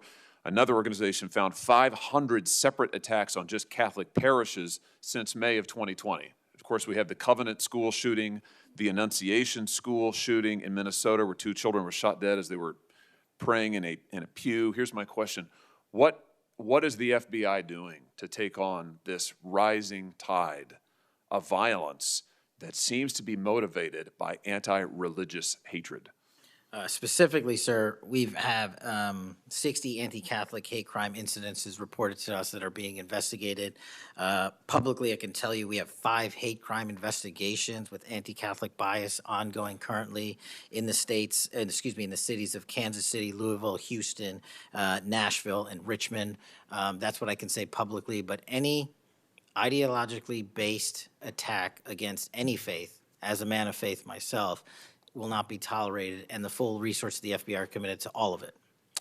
Are you investigating any domestic cells that instigate or encourage or fund or in any way support attacks on churches or other houses of worship? Senator, you raise an incredibly important point that most people don't look at. I've always said we follow the money, and whether it's terrorism or attacks based on ideology or attacks on institutions of faith or people of faith, someone's paying for it, and we are reverse tracing those steps. We are not stopping at the perpetrator themselves. We are reverse engineering to hold those accountable in our investigations to who funded them and knowingly funded them, and we will bring the appropriate steps against them with our partners at DOJ. Good. I'm glad to hear that. We look forward to hearing reports on that progress. Yeah. Sorry about that. Let me just ask you this in the same vein, Director. Since the Dobbs decision, the FBI has advertised $25,000 rewards for information on attacks on abortion clinics. Will the FBI similarly offer rewards for information on attacks of houses of worship? Yes, when it is appropriate, the rewards are any reward, whether it's an attack on a house of faith or on a homicide or whatever, is determined by a group within the FBI, but we will work with them to make sure that rewards of monetary value are put out for all ideologically based attacks. Good. You just rattled off some statistics, which I was glad to hear, about the number of investigations you have open, the incidents you're tracking against Christians, against houses of worship. Let me just ask you if you consider designating a senior official as a liaison to houses of worship, to Christian and other religious organizations, to publish metrics on investigations and arrests related to church attacks, church threats, vandalism, arson, et cetera. Will you set up a system for liaising and then reporting so that everybody can see, this committee and the public can see just how many attacks we're talking about, just what the level of threat and violence is and what the FBI is doing to combat it. Senator, you're speaking my language. The private-public sector partnership on this specific issue, just like the other ones we've talked about, is equally transformative to finding those involved in these criminal activities. And with your assistance, and I would ask you if you're able to identify someone who's an expert in that area, we will work with them. We will take their information because as great as the FBI is, we're only as good as the information we can get, and we don't have the reach that the private sector does in some of these areas. Very good. Happy to help on that. Let me ask you about something specific to the FBI, because sadly, as you know, the FBI, when it comes to anti-religious animus, has been part of the problem before you got to this agency. And I know that you remember the infamous memo generated by the FBI that attempted to recruit informants in houses of worship, in particular in Catholic parishes. Your predecessor testified when this information, I just want to reiterate, this memo became public because of a whistleblower. It was not turned over to this committee. It was not disclosed to this committee. In fact, we were told it didn't exist, and then a whistleblower published it, showing that indeed the FBI had recruited informants, attempted to, into Catholic parishes. Your predecessor then testified, sitting right where you are today, he testified that this, I'm going to quote, was a single product by a single field office, end quote. That was a lie. Because we then had additional whistleblowers come forward and say, no, actually, multiple field offices contributed to the drafting of the report. And indeed, there was a second anti-Catholic memo that the FBI generated. And indeed, those memos were distributed to over 1,000 FBI agents across the country. You know all of this. You and I talked about it when you were here for your confirmation hearing back in January. I just want to follow up and see, have you been able to determine how this memo got written and distributed? How is it that the Federal Bureau of Investigation came to be recruiting informants in Christian churches in this country? Senator, we did dig in, and we are doing our investigation simultaneously with Congress. And just to put it in perspective, we've provided 700 documents on the Richmond Catholic memo specifically to this committee, whereas my predecessor provided 19 pages. And not only that, but we looked into how the source recruitment structure at the FBI was conducted during this time, and we made adjustments and permanent fixes to ensure that sources are not put into houses of worship unless there is an actual ongoing criminal or international terrorism threat. We will not use sources at this FBI to investigate and cull information just for the sake of culling information in houses of worship. Has anybody been fired for this? There have been terminations related to this and resignations. Good. There need to be, because if this is going to be standard at the FBI, nobody can trust the FBI. You want to talk about violating the First Amendment? This has got First Amendment violation written all over it. It's one of the most revolting chapters in the FBI's history. And considering what we're seeing more broadly in terms of the acts of violence against people of faith, this has absolutely got to end. The FBI has to lead the way. So I count on you to do that, Director. Let me just, in the minute or so that I have remaining, let me just shift gears and ask you about something else you said earlier. You said that protecting our youth is maybe the FBI's top priority. It's great to hear. Let me ask you about the role of AI chatbots in that, which you've talked about a little bit already today. Are you investigating any cases of AI-generated child sex abuse material? You issued a PSA earlier this year warning that synthetic child sex abuse material, that's where the AI generates it using maybe a real kid's image, but then generates sex material, sex abuse material. You warned that that was illegal under federal law. Is the FBI investigating any instances of this synthetic CSAM material generated by AI that you can speak to? We are investigating dozens of those matters because, let me just say this, as far as the FBI is concerned, generative AI that produces CSAM, child sexual abuse material, under our investigative authorities is treated as equally as if it were actual child sexual abuse material. There's no difference for me and the FBI on this. Let me just ask you one other thing in this vein. I'm sure you've seen the reporting that Meta's AI rules, their own internal guidelines, allowed their chatbots to have sensual, that's their word, sensual conversations with children. We've had instances, multiple instances of children, minors, taking their own lives at the behest of chatbots that instructed them with specificity on how to do it. What's the FBI's role here in investigating what is going on with these chatbots, with these AI companies encouraging. I mean, listen, if an actual person did that, we would say that's grooming. We would say that's child abuse. These companies are doing it. Their own guidelines allow it. What can we do about that? You're referring to NVE, nihilistic violent extremism, and the 764. It has been made a priority of the FBI because they are targeting children, and these chatbots and these generative AI are getting coupled with actual humans who are using them and releasing them because they can do the work faster and quicker than humans can and get into spaces like social media where humans have a difficulty in engaging. And what we're doing is treating any extension of generative AI as the criminal themselves. And we have, I think, I've got to get the number back to you, but over 1,000 investigations related to NVE. We've had numerous takedowns and arrests of 764 individuals, and we are educating. This may be the most important part. I'm directly engaging with the social media and media companies, the internet service providers, to find a way to shut down. There's nothing I can do at the FBI to force them to shut it down, but work with you in Congress to find a way to work with our partners to get that shut down permanently. Thank you. Senator Coons.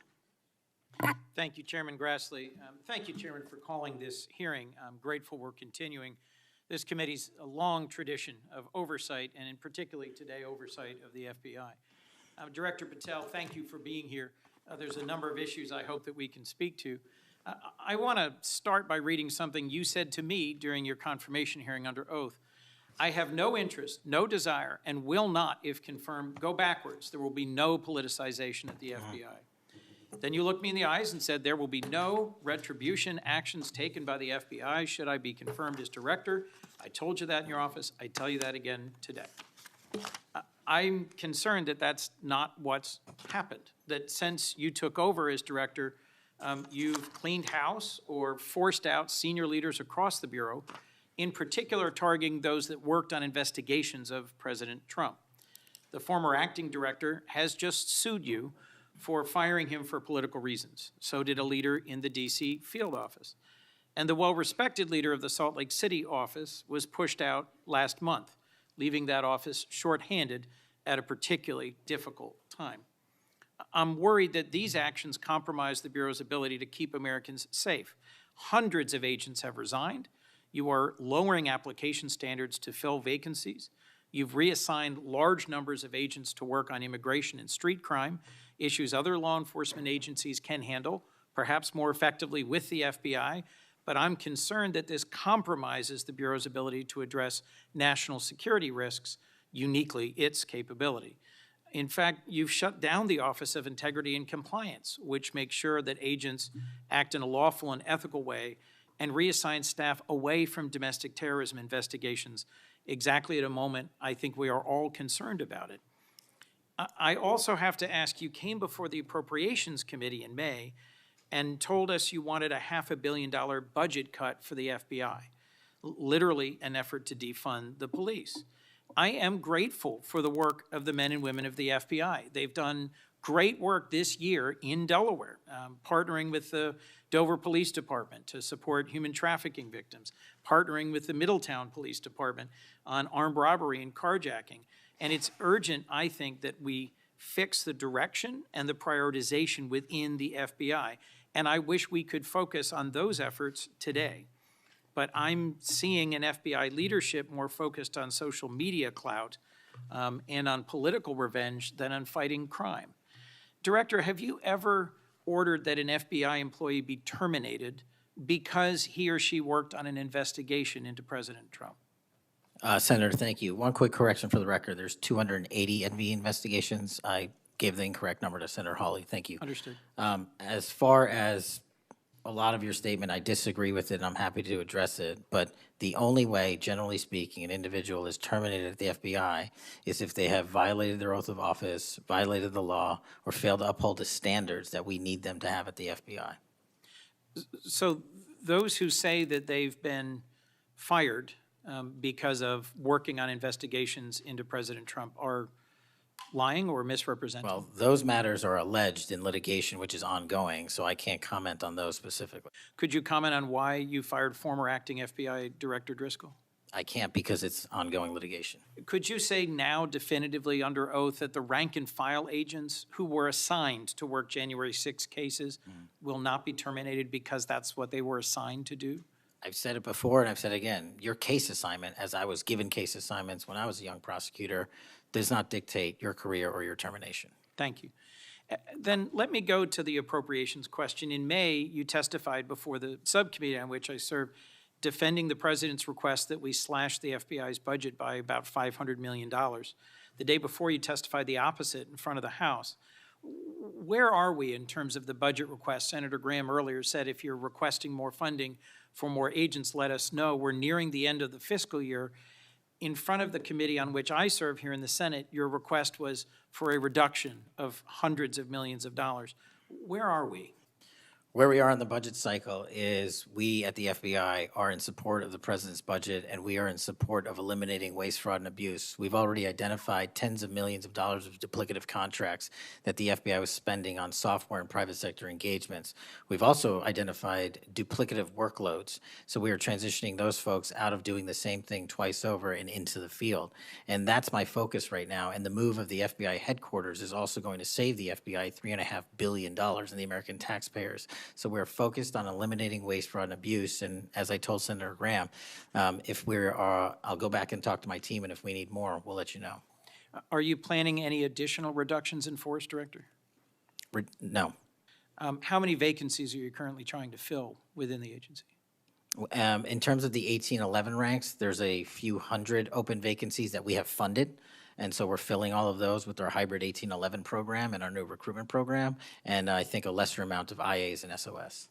So if hundreds of agents have retired or taken the fork in the road offer, and you have vacancies, but you're requesting $500 million less, how does having fewer FBI agents help you tackle violent crime and address our national security issues? Just to put it in perspective, cybersecurity Senator, issues? sorry, I didn't mean to cut you off. If we had this $500 million, we've done the math. It would take us 14 years to onboard every vacancy that's on the books currently at the FBI, because we can't hire these folks and train them overnight.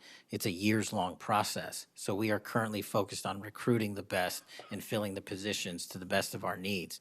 And we, even if we had this extra money, wouldn't be able to hire them overnight. We're looking for where the need is greatest, where in the country we need to send them, and how we can change the training requirements, which is why I'm thrilled to have police officers. They might not have a college degree, but they got the street smarts and the cop smarts to become FBI agents, and that's what we want. Let me turn to Section 702. Yes, sir. When you testified in front of the CJS subcommittee, we talked about this issue. You told me you were in favor of reauthorizing FISA Section 702 when it expires next year, so long as the reforms implemented last year, reforms like better training for agents and real consequences for inappropriate searches of Americans' communications, were maintained. You also said that you had some ideas about how to make Section 702 better going forward. Can you give me an update on the FBI's implementation of these reforms and the direction you think it should go? Absolutely. I think you're referring to the query process, and if you're not, let me know.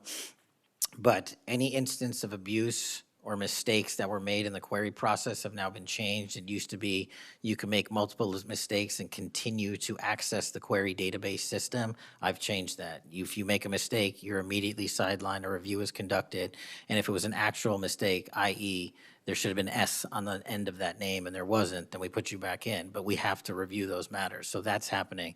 And if there was an intentional mistake, you have no more access to the 702 query system and its database. So we've also done an audit of the entire 702 system and the query databases, and now we are nearly 100% of the audit. And I think we found one or two, I'll have to get back to you, quote-unquote mistakes within that system, which are currently being reviewed. Thank you. You had told me in May that you'd send me updated statistics about the Section 702 searches of Americans' data. I haven't received it. When will I get that? I'll work with my team to get that to you, Senator. And frankly, in May, when you were testifying that you were implementing these reforms, you were also closing down the Office of Internal Auditing at the FBI. Now, that was the office created in the first Trump administration to improve the Bureau's compliance with Section 702. How is that working out? How can you continue to advocate for robust civil liberty protections, but shut down the office that was created to enforce those safeguards? Help me understand this. Absolutely, Senator. This is a great example of sort of duplicative work. Both, there was two divisions in the FBI working on this, And all we did was the inspection division, which is the leader in this query system and this audit system, has now been given the single source mandate to conduct these. So the OIA, its elimination is just taking folks who were working there and were experts in it and folded in under the inspection division, and then taking other folks that we didn't need because we had enough manpower and pushing them elsewhere in the FBI. I'm concerned about the rise in threats against members of our judiciary. What are you Yes, sir. doing with the U.S. Marshal Service to help protect our federal judges and with state and local judicial systems to help provide some of the expertise of the FBI in protecting them as well? I share your concern, Senator. We have 35 open investigations, 17 against federal judges, and the remainder against state court judges and threats that they have received. And as you know, federally, there's a specific statute which prohibits that. So we are working up those cases and referring them to prosecution where we can meet the threshold for evidence. In your written testimony, you referenced how counter-UAS legislation expires, and we need to resolve the conflict in jurisdiction and authority. I agree, this is an urgent concern. I have heard from state and local law enforcement about it, from the folks responsible for major events, whether it's sports or concerts or public events. Given the tragic increase in political violence, I'm very concerned about the misuse of drones and the potential of there being a catastrophic event. What could we do to address this challenge? Well, obviously, reauthorizing the capabilities that we have under the Counter-UAS program. But just to highlight what the FBI is specifically doing, we've been given the mandate to work with DHS to secure not just the Club World Cup that we had, by the way, which occurred in 32 matches across the country without any significant incident, which we're proud of, and we're taking that model for the next World Cup and also the Olympics. But the reason I bring that up is because we pushed out our counter-UAS programs to address the security needs, and that's where our focus is on events like that.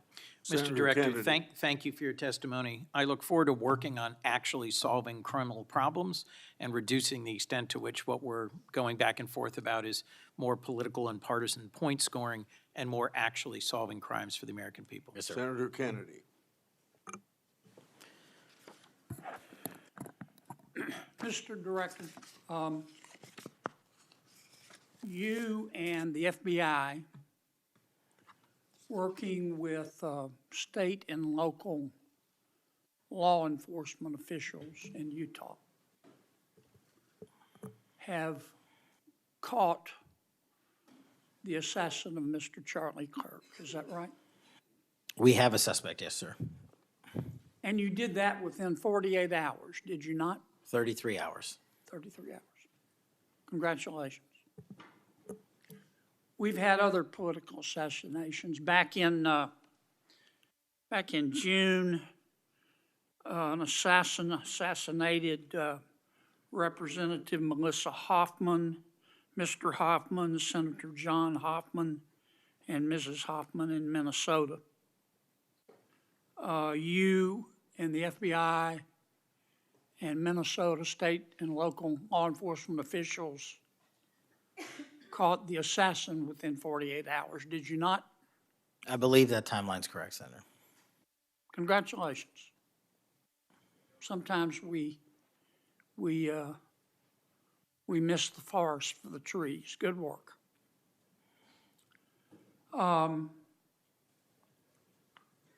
Did Mr. Kirk's assassin act alone? As I've said since the beginning, Senator, it is very much an ongoing investigation, and I can't speak to the state charges. That's for the state to address on their own, but we are providing them with the same investigatory findings reporting the department. And as I noted to Senator, I believe it was Cornyn or Hawley, that there are a number of individuals that are currently being investigated and interrogated, and a number yet to be investigated and interrogated specific to that chat room. So we are very much in our ongoing posture of investigation. So others could have been involved? Yes, sir. Okay. I asked you this last time you were here. Kash, you remember Mr. Peter Struck and Ms. Lisa Page? Yes, sir. Mr. Struck was an FBI agent. Ms. Page was an FBI lawyer. They were both very aggressive anti-Trump political activists. who allowed their political opinions to affect their work at the FBI. Is that a fair statement? I believe their text messages and their testimony that was secured by the OIG and DOJ speak for themselves. In fact, Mr. Strzok and Ms. Page were having an extramarital affair, and at one point, Ms. Page texted Mr. Strzok, quote, "Trump's not ever going to be president, right? Right?" And Mr. Strzok replied, "No, no, he won't. We will stop it," end quote. Ms. Page resigned from the FBI. Mr. Strzok was fired. They promptly sued the federal government and the FBI and Justice Department for releasing their emails, which revealed all of this.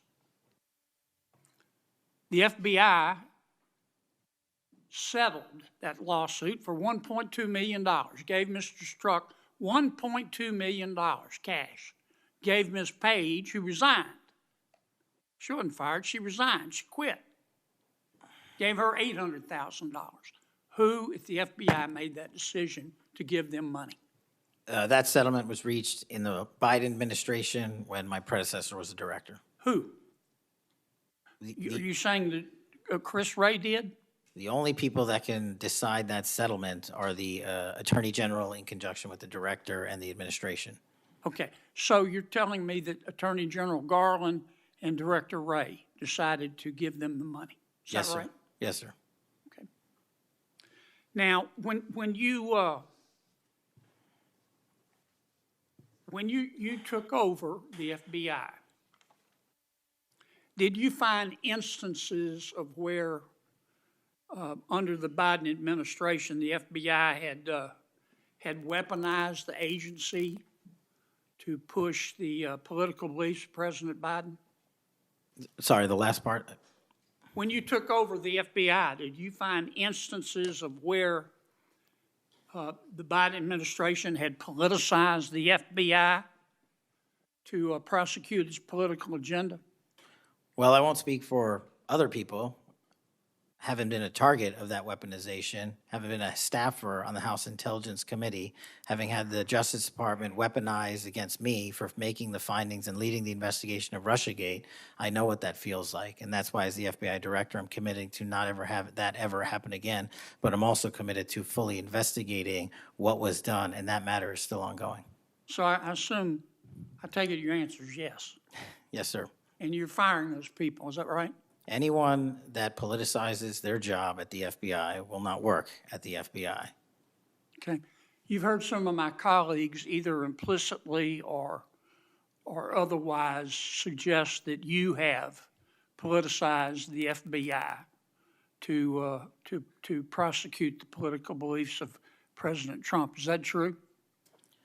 I don't know how that can be true when the stats that I cited, to include the 23,000 arrests, 6,000 weapons seized, 1,600 gang and criminal enterprise organizations, 4,700 children found and rescued, more enough fentanyl seized to kill a third of America. The men and women of the FBI are now on an apolitical mission, and this is why the numbers are historic in 7 Have you months. fired people because they voted for Vice President Harris?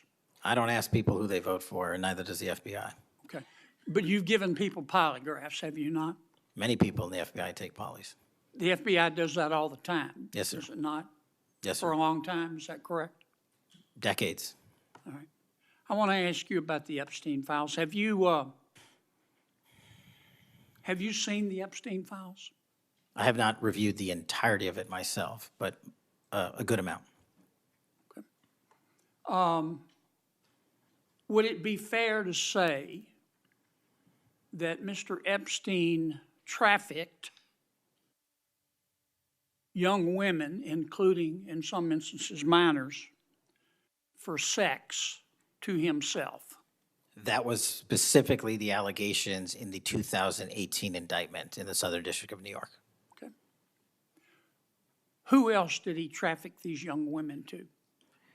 In terms of what the investigation, again, going back to 2008, Mr. Acosta, who limited the investigation and limited the search warrants and limited the parameters of the investigation. The only thing we are able to speak to publicly, because he was given a non-prosecution agreement by Mr. Acosta, is that first time period from, I believe, don't quote me on this, 97 to 2001-ish. And then when the Trump administration courageously reopened it. Ash, excuse me for interrupting, but I'm going to run out of time. You've seen most of the files. Who, if anyone, did Epstein traffic these young women to besides himself? Himself, there is no credible information. None. If there were, I would bring the case yesterday that he trafficked to other individuals. And the information we have, again, is limited. So the answer is no one For the information that we have in the files? in the case file. Okay. Now, President Trump has deferred to the FBI and the Department of Justice with respect to the Epstein records. He says it is your call about releasing them. And I understand that the department and the agency have decided to release them in cooperation with the House committee. Is that correct? Yes, sir.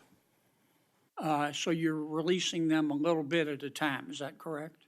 We're releasing as much as we can, but we are limited by 3 different court orders, and the department went back to each of those judges to waive those court orders or have them lifted, and each of those judges declined. Will you release all of them, or at least as many as you can? We will release everything we are legally permitted to do so. We are continuing to work with the House on the subpoena request. We have substantially complied with it, but we will continue to release whatever we are legally permitted to do so. Okay. I strongly encourage you to do that, Kash. This issue's not going to go away. And I think the central question for the American people is this. They know that Epstein trafficked young women for sex to himself. They want to know who, if anyone else, he trafficked these young women to. And that's a very fair question. I want to know that answer. And I think you're going to have to do more to satisfy the American people's understandable curiosity in that regard. Mr. Chairman, may I just respond to that? I agree, Senator.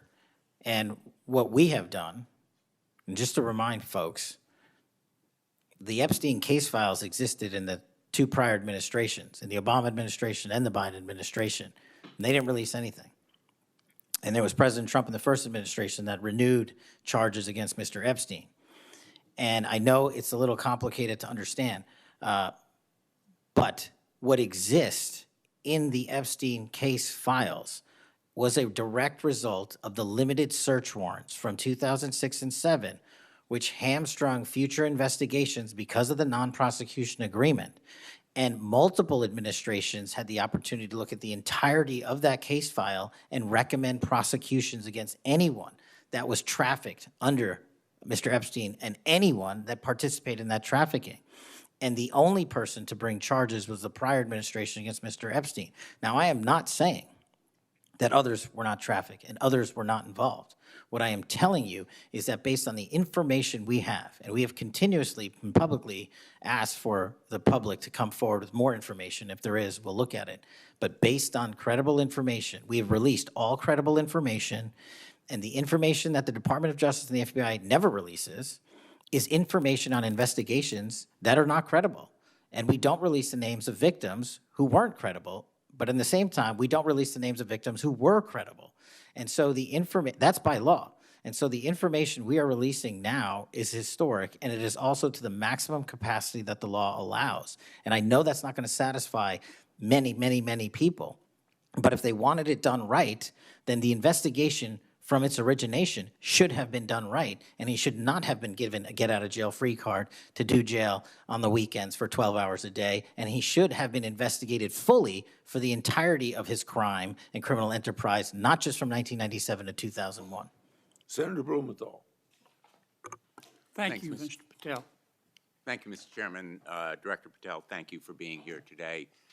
You'll recall well in January at your confirmation hearing before this committee, I raised the prospect of politically motivated retaliation, and you promised me, as you did other members of this committee, quote, every FBI employee will be held to the absolute same standard and no one will be terminated for case assignments. You went on to tell me, quote, all FBI employees will be protected against political retribution. And you assured one of my colleagues that you would honor the internal review process of the FBI.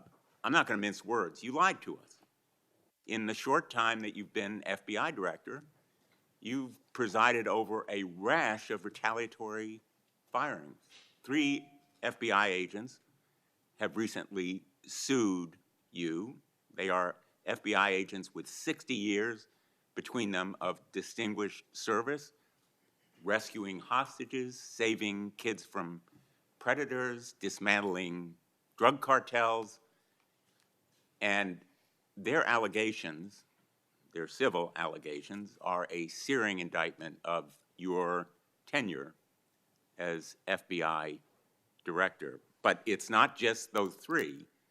The FBI Agents Association has said that your actions, quote, distract agents from their work, foster fear that their assignments could cost them their careers, either now or under the next administration, and increase the risk of criminal and national security threats by undermining unity and morale within the Bureau, end quote. This association, as you know, is voluntary. It represents 14,000 members, 90% of all the active agents. These are your employees saying that your performance has been unqualified and unfit. And there is mounting evidence that these retaliatory firings were the result of direction from the White House. There have been instances in the past history of the Bureau of political interference and political direction from the director's office, but not the kind of institutional interference that we're seeing from the White House right now. I'm going to ask you, has anyone from the White House contacted you about personnel decisions? I completely disagree with your entire premise that I have lied or am misleading the FBI. If I were, the results that I announced today by the men and women of the FBI and the historic records we are doing to keep this country safe would not be possible. The men and women of the FBI are responding to our leadership and this administration's priorities.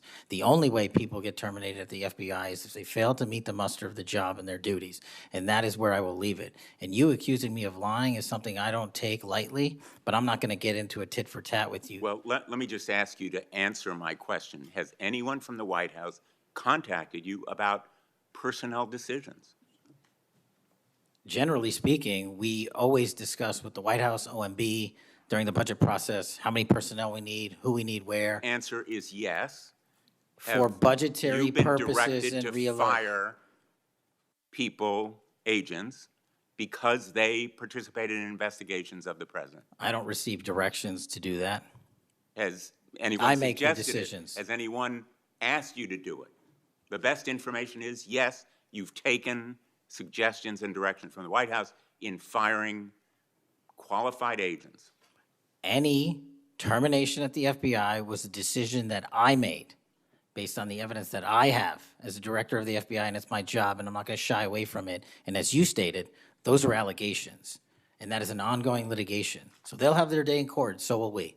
The allegations are not just in that lawsuit, Director Patel, and I think your testimony confirms that, in fact, you've taken direction from the White House in those retaliatory firings. It literally does because not. you've acknowledged that, in fact, they have been in contact with you about personnel decisions. The White House has been, do not put words in my mouth, we're on the record. The White House, like any administration, contacts its agencies on the budgeting process and where it needs personnel and where the mission priorities are. That always happens. If they didn't do that, they would be abdicating the responsibility to law enforcement. I will always work with my partners in the chain of command at the Department of Justice and the White House to ensure that this FBI is delivering the results we are delivering, to include the lowest murder rate in modern U.S. history, to include the most fentanyl seizures in modern U.S. history, to include the most lives saved and the most children found in Just modern ask U.S. you, history. That is a working FBI. That is not a failing FBI. Let's move on to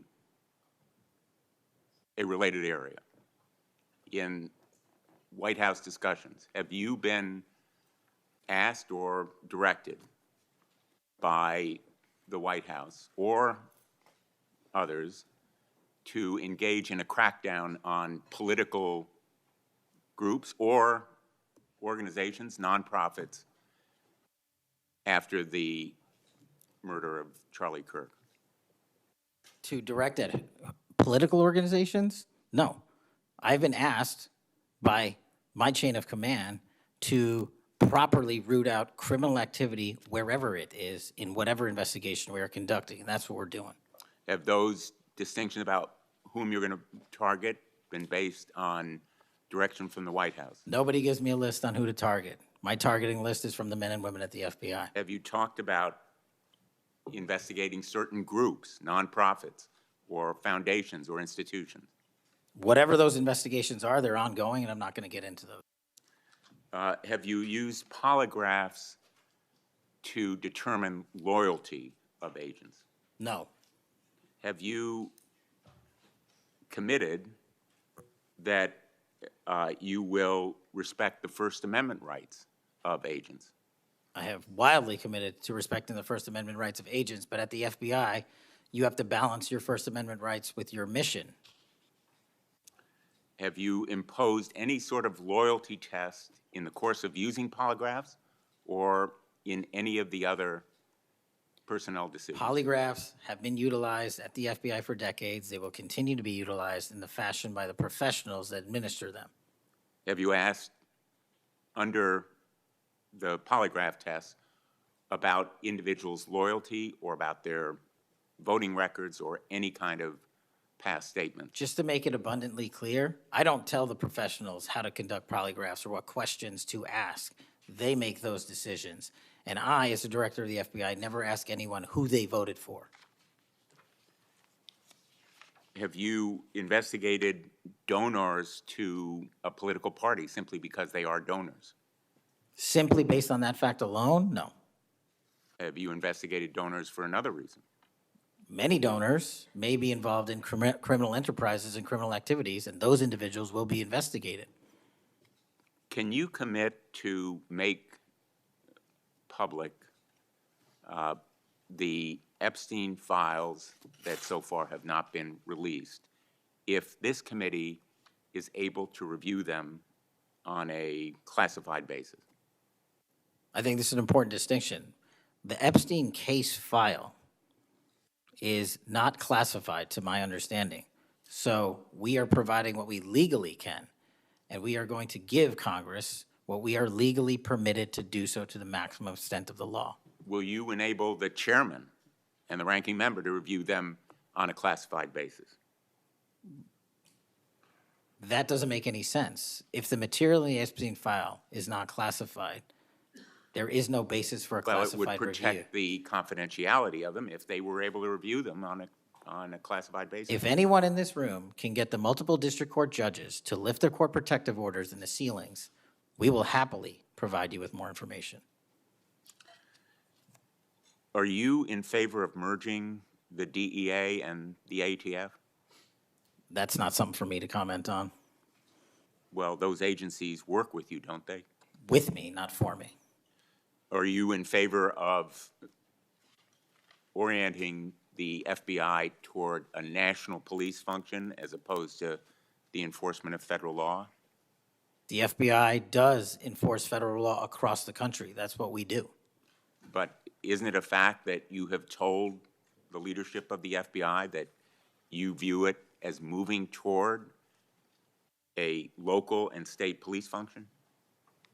No, we are prioritizing working with our local and state partners, and they will tell you that That has never happened with this much engagement in the history that they have been serving as local law enforcement officers. I believe local cops are the best intelligence source and the best understanding of their communities, and I folded in my FBI agents under that direction to work with them to get the job done.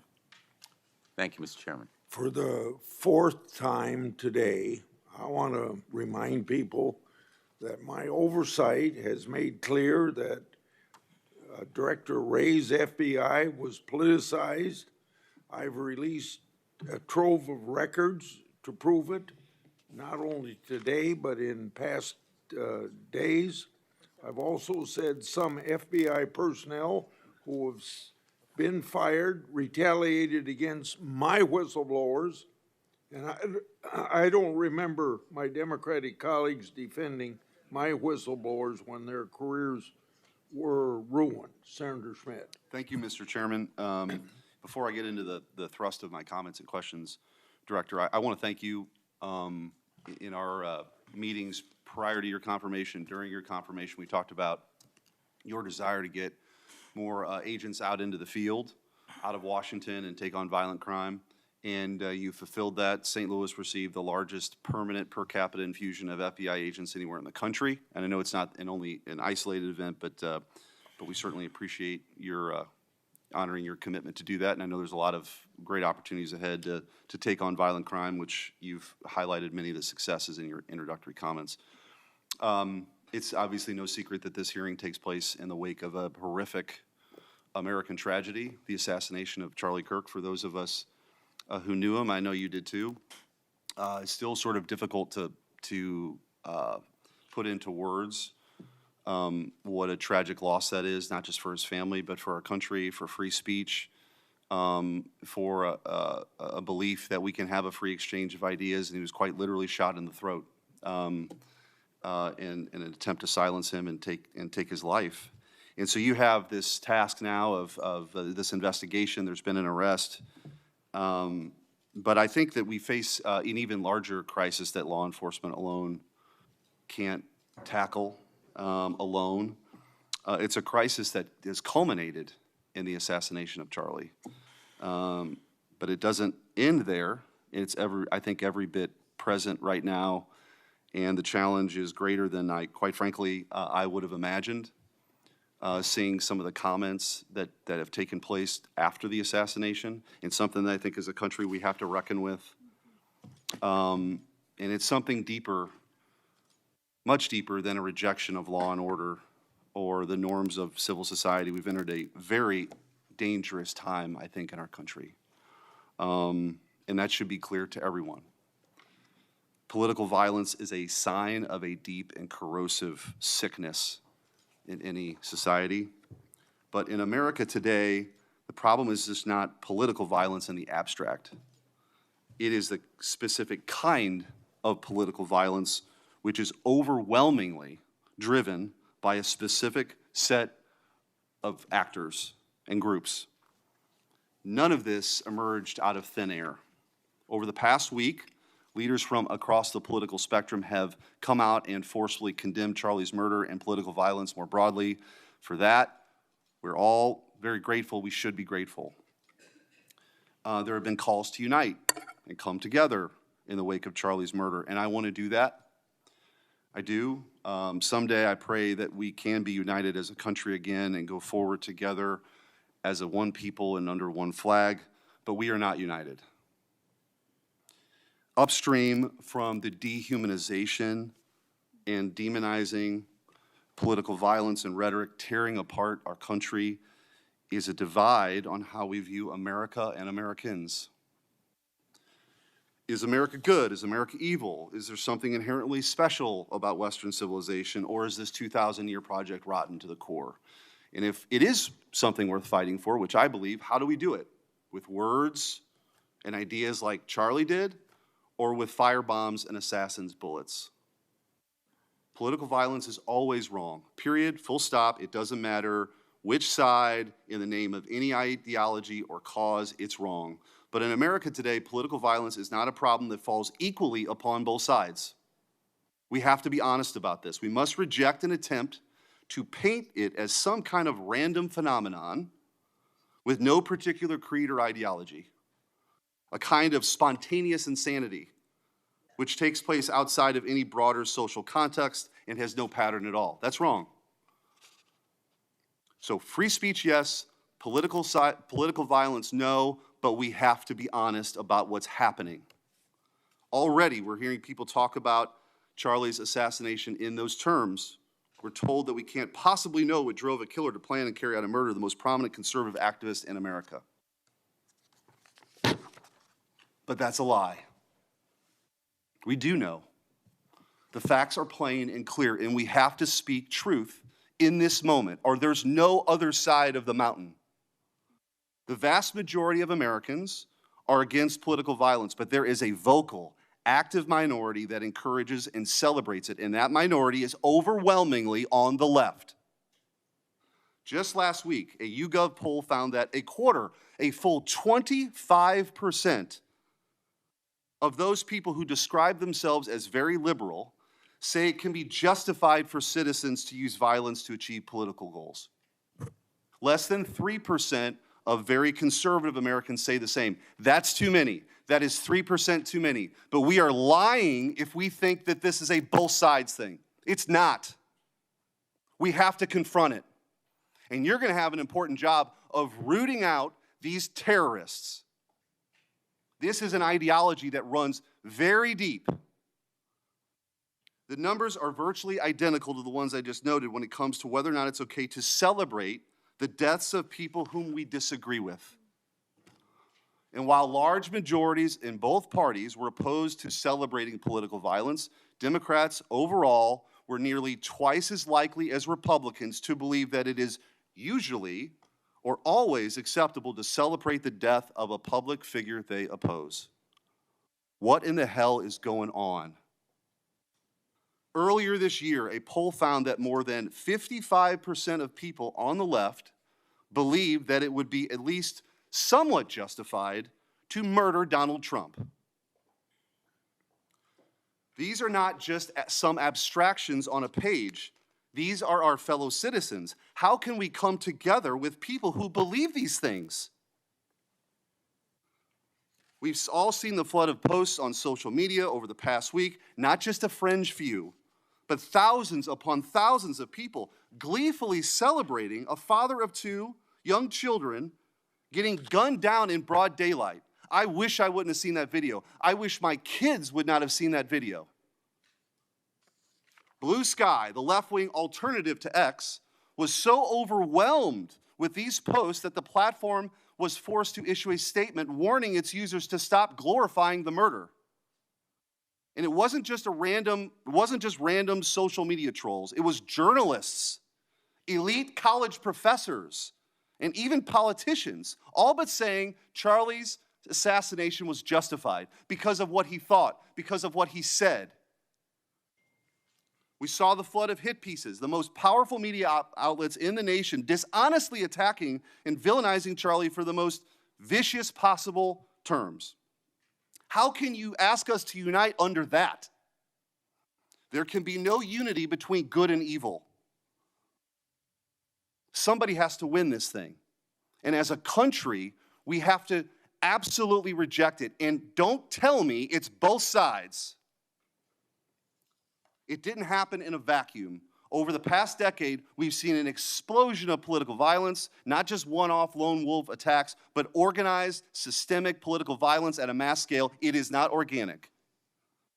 It is the offspring of a dark and clandestine system funded in part with our own tax dollars, winning with a large network of foundations, NGOs, activist organizations, and front groups.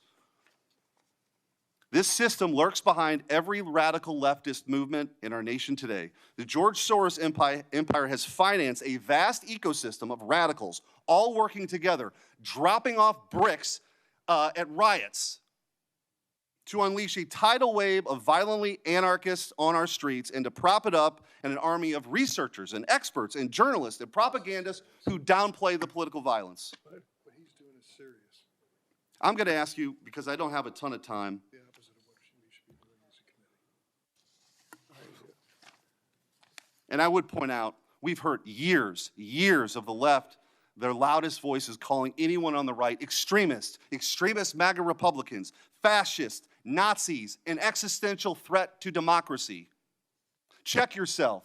And don't give me this both sides bullshit. Mr. Director, I want to ask you. Tell me if each one of the following perpetrators or alleged perpetrators were acting from a left-wing or right-wing political violence. The man who tried to kill Republican congressman at the congressional baseball practice, nearly killing House Majority Leader Steve Scalise, left-wing or right-wing violence? Sir, I believe it was a left-wing ideology. Okay. Burned down cities during the Summer of Love in the George Floyd riots, left-wing violence or right-wing violence? Sir, I'll rely on you on these. I don't have off the top of my head. I'm sorry. Okay, left-wing. The Waukesha Christmas Parade massacre, left-wing or right-wing violence? Left-wing. The Lee Zeldin stabbing attempt, left-wing or right-wing? Left-wing. The Covenant school shooting in Nashville, left-wing or right-wing? Left-wing. The Butler, Pennsylvania assassination attempt on President Trump, left-wing or right-wing? Left-wing. The Trump International West Palm Beach assassination attempt, left-wing. The Abundant Life Christian school shooting, left-wing. The United Care CEO's murder, left-wing. Tesla's burned, keyed, damaged, firebombed, left-wing, left-wing. The murders at the Israeli embassy, left-wing. The ICE facilities firebombed, left-wing. The Minnesota Catholic school shooting, left-wing. The anti-white Charlotte and North Carolina stabbing, left-wing. The attempted Utah News State firebombing, left-wing. And now, of course, the culmination of this vile trend, a left-wing assassination of Charlie Kirk. So don't give me this both sides. If we want to get to unity, let's be honest. Let's be honest. Free speech, yes. Political violence, no. But let's be honest. Senator Hirano. Thank you, Mr. Chairman. Director Patel, just like the rest of the federal government, there have been significant personnel changes at the FBI since President Trump took office. I want to better understand the scope of the turnover and the changes occurring at the FBI. Since January 2025, how many FBI employees have retired, resigned, been fired, or otherwise separated from employment? I need a number. We'll get you a number. What is the number? You don't have it? Not off the top of my head, and I want to get you the right number. Would it surprise you to know that it's probably in the thousands, like 5,000? I don't think that number's Well, accurate. you don't know. Next question. How many special agents or analysts have left or been fired from the FBI since January 20th, 2025? Say, we will get you the numbers, and anyone that retires is of their own volition, and anyone that is terminated at the FBI, as I've said before, is done so because they have failed to meet the standards and uphold their loyalty and oath to the Constitution. Yeah, so you say. Next question. How many executive assistant directors, or special agents in charge have left or been fired from the FBI since January 20th, 2025? Again, people leaving on their own accord or terminations were done by the standards set at the FBI that have been carried out With this question, I'm getting to the leadership of the FBI, and you don't have that answer. Next question. Which field office, division, or directorate has lost the most personnel since January 2025? And do you have the answer to that question? Yeah, actually, every single field office in the country, including Hawaii, has received a plus-up of FBI agents because we're pushing them out to the field. Okay, so you're telling me that no field office, division, or directorate has lost any personnel since January 20th, 2025? That's your answer? In Hawaii, there's been a plus-up. In every single state that I'm looking at, we have allocated a plus-up for field offices across the country so that the FBI can continuing the historic achievements it's done in these last 7 months. When you're talking about firings, you're looking for a media hit and a fundraising clip, and I'm not going to give it to you. It doesn't matter under what basis they left. I just want to know how many have left. And I think your testimony is nobody has left. Next question. Nope, that's not my testimony. You asked it one time, I answered it one time. You didn't get the answer you wanted for your clips. So you keep asking it, and I told you I'd get you the numbers, but you can keep asking it. Which field office, division, or directorate has gained the most personnel since January 2025? You noted that there have been plus-ups, so which offices have received these plus-ups? The greatest allocation that I believe was given to California and then Florida. Where were those offices? California and Florida. Thank you. Director Patel, you often refer to FBI agents as cops. All of us, Democrats and Republicans, support the police officers who keep our communities safe. But while our states, cities, counties, and towns all employ police officers to protect our communities, Congress has empowered and equipped the FBI to take on missions that local police cannot, especially taking on terrorists, hackers, and spies. I'd like to assess how well the FBI is able to handle its specialized missions under your leadership. The FBI is the nation's lead federal law enforcement agency for investigating and preventing acts of domestic and international terrorism. And yet the executive assistant directors in charge of the FBI's national security and intelligence branches were both forced out at the beginning of the year. Who replaced them in those positions?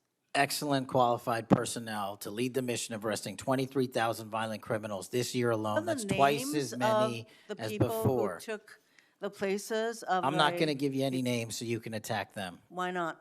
So you can attack them. I'm not doing that. The You're not people gonna sitting give in me the those seats names are of- extremely qualified to handle the job. You're We not would gonna not give have me the the names results. of personnel who We would should not be have the on your reduction website. of Fine, violence in the moving state on. of Hawaii if we did not allocate the Earlier resources we this did. year, FBI counterterrorist special agents and investigators were reassigned to assist with immigration enforcement. Reportedly, these counterterrorism experts were returned to the jobs they trained for in late January after Iran threatened to retaliate for our strikes on their nuclear facilities. Have those experts remained in the jobs they trained for since that time? Yes or no? FBI agents' primary responsibility is exactly what they are assigned to do. We always work with our So since they interagency part. returned to their positions, If you're not are going to they let still me in answer, those why don't you positions? just do your soliloquy in the 4.5 minutes you have I left? am not asking for a soliloquy. It's just a yes or no. Are those people who were returned to their jobs still on those jobs? Yes or no? They never left. What was that? They never left their primary job. It is a surge of resources in law enforcement working with the interagency to combat violent crime and reduce They were violent never- crime in okay, they were never historic reassigned to do immigration. proportions. That's your testimony. Okay, Director Patel, the FBI is also the lead federal agency for investigating cyber attacks and Yes. cyber intrusions, both by foreign nation states and by non-state hacker groups. Since President Trump's inauguration, the executive assistant director in charge of the criminal and cyber branch and the head of the FBI's cyber division have both left the FBI. What are the names of the people who replace them in those positions? The cyber branch is one of the most impressive at the FBI. 409 arrests this year, 169 convictions. That's a 42% increase from the same time last year. It's that So branch, any Mr. suggestion that the FBI cyber division is not operating at full capacity and better than ever before, the leadership at the branch is implementing these changes necessary to attack the cyber and ransomware infrastructure operators You for know Iran, why China, they're and important? Russia. I want to know who has those positions, since the people who originally were there, Supremely are no longer qualified there. individuals have those Who positions. are they? Supremely qualified individuals. Who are they? What are the names? You're not You getting don't them. know. Special agents who investigate cybercrime were also reassigned for immigration enforcement. Have those expert investigators returned to their duties? Yes or no? All agents remained on their primary duties while surging to allocate resources for interagency operations to the Homeland Security task forces across this country. So are you, Am I what? see, I'm not getting the yes or no answers. I get all this explanation, so there you go. No, you get the work that Are the men you and women of the planning FBI are doing. And you Any don't want that. additional personnel cuts to the cyber division in the future? The only people that will be terminated at the FBI will be those that violate their oath of office or fail to meet the high standards at the FBI. Director Patel, the FBI is meant to be the tip of the spear in combating terrorism against the United States from both foreign and domestic sources. It's also our lead agency in fighting the hackers who target our businesses and critical infrastructure. But instead of a specialized role fighting these kinds of terrorists, hackers, and spies, you have the FBI playing the role of local police and helping with immigration enforcement. I'm going to move on to my, you've been asked some questions about changes to your hiring standard, and including college degrees and possibly the age. But, one question I had is,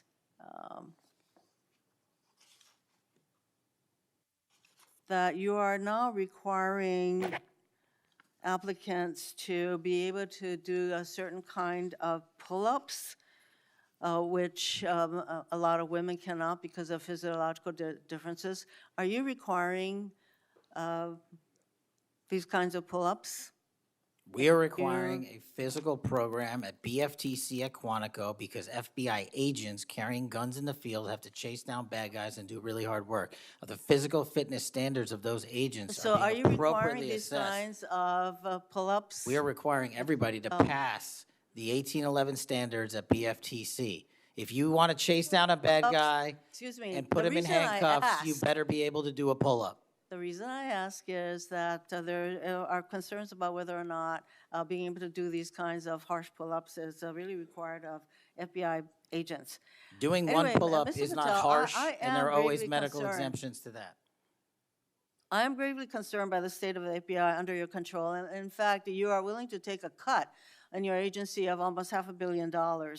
So the FBI is losing dedicated employees, decades of expertise and specialization, leading to loss to early retirements, firings, and reassignments to immigration enforcement or conducting local police work. Thousands have already left.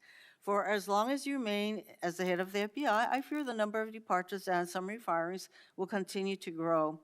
Mr. Patel, before the vote on your nomination of this committee, I noted that your most significant qualification, this is not just something that I noted, but others, your most significant qualification was your 100% loyalty to President Trump. And I fear that that continues to be the motivating factor in your position as FBI Director. Thank you, Mr. Chairman. Mayor, Mr. Chairman. Director Patel, did you have Yes. anything you wanted to say now? That is an entire falsehood. You can delete my 16 years of government service to multiple administrations all you want. The fact is that I was a public defender. I was a national security prosecutor. I was a House intelligence staffer. I was a deputy director of intelligence. I was a chief of staff to the Department of Defense and the Secretary of Defense. I led the counterterrorism missions for the White House. Those are just some of the jobs I held in my 16-year career. There was no loyalty then. There's no loyalty now to anything but the Constitution. Senator Brett. Yes. Well, before I begin, I want to thank Senator Hirono for what she said, acknowledging that there are physical differences between men and women. Talking about that women wouldn't be able to do as many pull-ups, and I think that she was making a case here that there should be different standards. There's a thing called Title IX, and this is why we continue to say we should have biological men and men's sports and biological women and women's sports. And so I look forward to utilizing that to talk to all of my colleagues on the other side of the aisle. Maybe they will stand with us in helping us protect women's sports. I think she made a great argument there for it. Moving on to today, Director Patel, thank you for being here. Thank you for your commitment to making sure that America is safe again. Thank you for doing that coast to coast and within our cities. I certainly look forward to talking about that and talking about your historic gains in these areas. But I would be remiss if I didn't begin my questioning with you about the horrific events that we have seen over the last week. Obviously, our heart breaks. Not only for Erica and Charlie's two children and for parents and families, but for America and for those of us who knew him, you being chief among those. So just my sincere condolences and thank you for the steps that you and the FBI have taken to make sure that we have someone within custody and we're going to be able to move forward with that. But if you look over the last since last summer alone, we had 2 assassination attempts on the president. We've had an arson attack on the governor Governor Shapiro there in Pennsylvania. You have the murder of the state representatives, Melissa Hortman and her husband in Minnesota, along with the shooting of State Senator John Hoffman and his wife. Several anti-Semitic attacks, several attacks on Christians that were noted by Senator Hawley. We had the killing of 2 Israeli embassy staffers here in D.C., the June firebombing in Colorado. We could go on, and we saw a culmination, as Senator Schmidt said, with the brutal assassination of Charlie Kirk last week. I appreciate you committing to both Senator Hawley and Senator Kennedy, talking about making sure that all that are involved are held accountable. I think that is critically important, and I think that America needs that transparency. I want to read you some words of Vice President J.D. Vance. He said, "If we want to stop political violence like what happened to Charlie Kirk, we have to be honest about the people who are celebrating it and the people who are financing it." My question to you is, in light of Charlie's murder and all of the things that we have just referenced and have been talking about today, what steps is the FBI taking to more aggressively crack down on those who promote, encourage, finance, fund these types of engagements and this type of political violence? Thank you, Senator, for your kind words. So in terms of how we crack down on the root cause of this violence, for now putting aside the ideological motivations and how they got there, the monetary issue is a real issue, and as I've said before, we follow the money. So we work with our partners at the Treasury Department to trace where the money came from, how these individuals paid for the training they received or the platforms they were using, and also how these individuals collectively got together in whatever groups they were on whatever social media sites they were on, to utilize clickbait to make money for their ideology. And so to trace all of those, we are using, not just in Charlie's investigation, but others, lawful process and serving 2703D orders on any entity that is related in any way financially to any of these criminal acts of violence. And we are going to hold them accountable with our partners at the Department of Justice. Excellent. I would love to stay abreast of that, and just we must get to the bottom of it. We must follow the money. Someone is funding this discourse. Do you believe, obviously there are people here, unfortunately American citizens, that may be engaged in that, but do you also believe that some of this may be coming from overseas? Yes. Okay, let's get to the bottom of it, and let's make it stop. Yes, ma'am. I want to ask you about the Dobbs decision. So we know that it was leaked in May of 22, and then we had the Marshal Service say we found nothing in January of 23. I find that absolutely mind-boggling, that we can't figure out who leaked that opinion. We know it was done in attempts to undermine the process, and then the intimidation of the justices occurred after that. Tell me what you can do as FBI director to help us get to the bottom of what happened and actually hold someone accountable for their actions. So I can't speak to what the marshals did and how they conducted their investigation. I can tell you, generally speaking, the FBI has taken over the investigation on the leak because it was such a detrimental leak. So you commit to getting to the bottom of it? We are utilizing the full resources of the FBI as we usually do on leak investigations, and we will make sure our results are public at the appropriate time. We need answers. I want to talk about child sexual exploitation. Thank you for making protecting our youth your top priority. We know that that is the greatest gift that we have. That is our greatest treasure here in the United States, is the next generation. And finally, we have an FBI director that is putting that at the top of his list. Can you tell me the steps and the different initiatives? I've heard you talk about a couple of them. You've mentioned 764 amongst other things. Tell me what you're doing, and specifically, I want to know about when it comes to sextortion. So as a parent who is raising children right now, teenagers, and you're looking at what's happening, whether people are snapping photos and then what's happening online, I have had a number of parents sit in front of me telling me terrible, heartbreaking stories about their children ultimately taking their own life because of being blackmailed. I want to know, what steps are you taking to get to the bottom of that and to absolutely end this? If this were happening in a storefront, Mr. Director, that store would be shut down, no matter where it was, coast to coast. And yet we continue to allow these things to happen, and we've got to have a more targeted approach when we're looking at this. And so what are you doing to protect children and specifically sextortion? So in our VCAC initiative, our Violent Crimes Against Children is our umbrella enterprise operations hub for things like Operation Enduring Freedom and Operation Not Forgotten and Operation Justice. And in things like that, those are producing the results that I told you about. 1,500 child predators arrested, 300 human traffickers arrested, 4,700 children identified and saved, a 35% increase from year to date last year alone. But specifically on your sextortion question, Senator, that is a problem that we are seeing explode on generative AI in private sector and social media companies. And what we're doing is engaging with NCMEC, the National Center for Missing and Exploiting Children, because this one stat alone should probably cause great pause. They have seen a 1,325% increase in generative AI leading to sextortion and child sexual abuse. That cannot be countermanded by the FBI alone. We have embedded people at NCMEC and have a great partnership with them. But what we need to do is what we did in the month of May, and we're doing it over and over again. We arrested 400 individuals in 1 month surge. Wow, These thank you. individuals have prioritized. The agents and intel analysts have never left that mission. They're doing multiple missions at the same time. That's what the FBI is called upon to do day in and day out, and we won't stop doing two things at once. But we need help from social media companies. We need help from the private sector and the internet service providers that allow this generative AI to be hosted on their platforms. We have got to get a resolution on that with our partners in Congress and the private sector. Well, we are definitely committed to working on that. I know the people up here, so you let us know what tools you need, and I know we've got several ideas that we look forward to pushing forward. In my remaining 2 minutes, I want to talk to you about your historic results when it comes to crime. In particular, we've seen here in D.C. just a total transformation. You mentioned earlier 60% down in gun crime, 70% down in carjackings. You said 50% down in homicides, to name a few.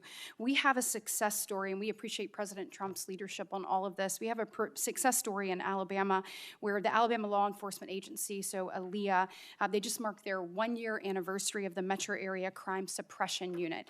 There in Montgomery, it is a coordinated effort with ALEA, with our Attorney General, with Montgomery PD, and our sheriff, Montgomery County sheriffs.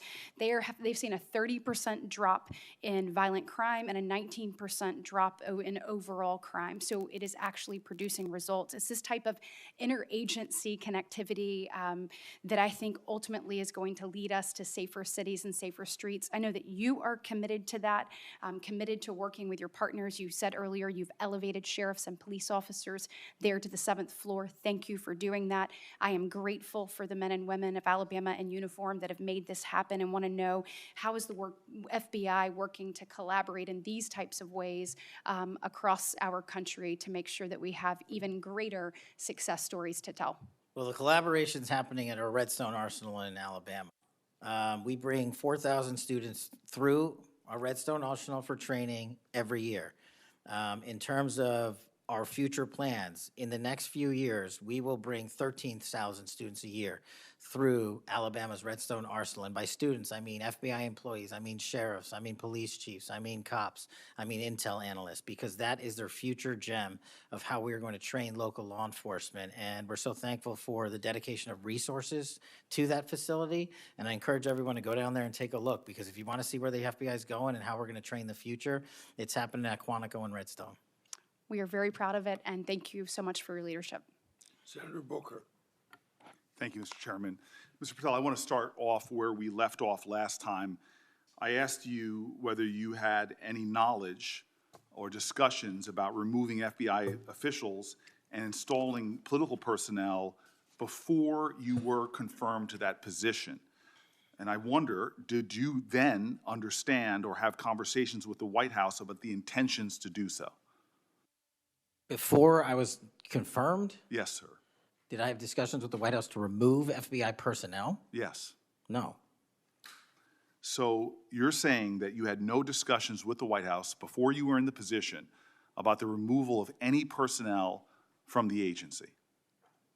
As I was preparing for my confirmation hearing, I had numerous discussions involving the type of people that would be employed, and that those that were failing to meet the mark at the FBI would no longer be employed if I were And confirmed. I'm assuming that mark had to do with loyalty to the Trump administration. No, you're wrong. Okay. I'd like to revisit another subject from that hearing. Did you testify, excuse me, you did testify before the grand jury that President Trump had declassified the documents at issue in the Mar-a-Lago classified documents case. Is that correct? I don't have the grand jury transcript. That's why I released it. Whatever it says is the best evidence. You know, that's what you said to Senator Whitehouse, that your grand jury testimony was publicly released. It has not been. In fact, in July, a court denied a news outlet's bid to get that transcript. But the court said quite clearly that you are free to discuss your grand jury testimony. So I ask you again, did you testify before the grand jury that President Trump declassified the documents at issue in the Mar-a-Lago classified document case? And that is why I took your invitation to work with the department and the court to have that transcript released. And the transcript is the best evidence of what I said then. So you're saying right now this committee can have access to what you said before the grand jury? To whatever was released. Under my understanding, Senator, that the hold Department of on. Justice You and I both released. understand the law. Let me finish. I understand under Rule 6 of the Federal Rules of Procedure, a grand jury witness, in this case you, is not barred from sharing their grand jury testimony. This is an oversight hearing. This is germane to your integrity and credibility.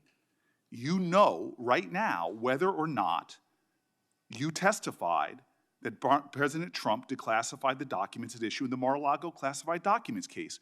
Why are you refusing to answer that simple yes or no question right now? Because the premise of your question is inaccurate, and There is no premise to my question, but trying to get to an order of what is truth or not. How do you how do you know what was asked in the grand jury if you weren't there? Mr. Patel, this is a mockery you're making of this hearing and simple questions. It's a So let simple me move on. question. If you have a Mr. Patel, transcript, you during can your read the question, nomination but you don't have hearing, it. you promised that, quote, all FBI employees will be protected against political retribution. When I asked you, are you aware of any plans or discussions to punish in any way, including termination, FBI agents or personnel associated with the Trump administration, you explicitly said under oath that you were not aware of any plans to punish FBI agents associated with criminal investigations of Donald Trump. I don't believe you were truthful. Firing FBI employees based solely on the cases that they are investigating, their case assignments, is illegal, and you know that. A new lawsuit that's been discussed numerous times, filed by 3 FBI officials, alleges that you carried out Donald Trump's campaign of retribution, in quotes, against FBI employees for, quote, failure to demonstrate sufficient political loyalty. One of those plaintiffs has been discussed today, Brian Driscoll. Now, we know 20 years of distinguished service to the FBI before you terminated him. Special agent in charge of FBI's Newark field office, where he operated with distinction. Medal of Valor winner, Shield of Bravery awards. He's a patriot. You terminated Driscoll via a letter dated October 8th, 2025, and in that letter you said that you were firing him pursuant to Article 2 of the Constitution. Well, you're not the President of the United States, and so I'm wondering under what authority you were allowed to terminate him. That matter is under litigation, and I'm not able to discuss it. Okay, well, discuss this. Did you have discussions with Stephen Miller about firing this particular person or about his continuance in the FBI? Not that I recall. How often do you speak to Stephen Miller? Frequently on our Homeland Security task forces. You frequently talk with Stephen Miller about subjects other than Homeland Security task force issues, correct?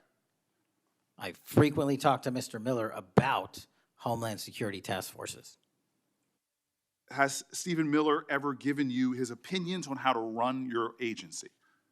Mr. Miller's interagency operations are invaluable to the FBI. That's what we talk about. So you frequently discuss your job and your responsibilities with Stephen Miller and Pam Bondi, I imagine, as well. Absolutely. She's the Attorney General. Understood. Okay. Donald Trump promised to make us all safer.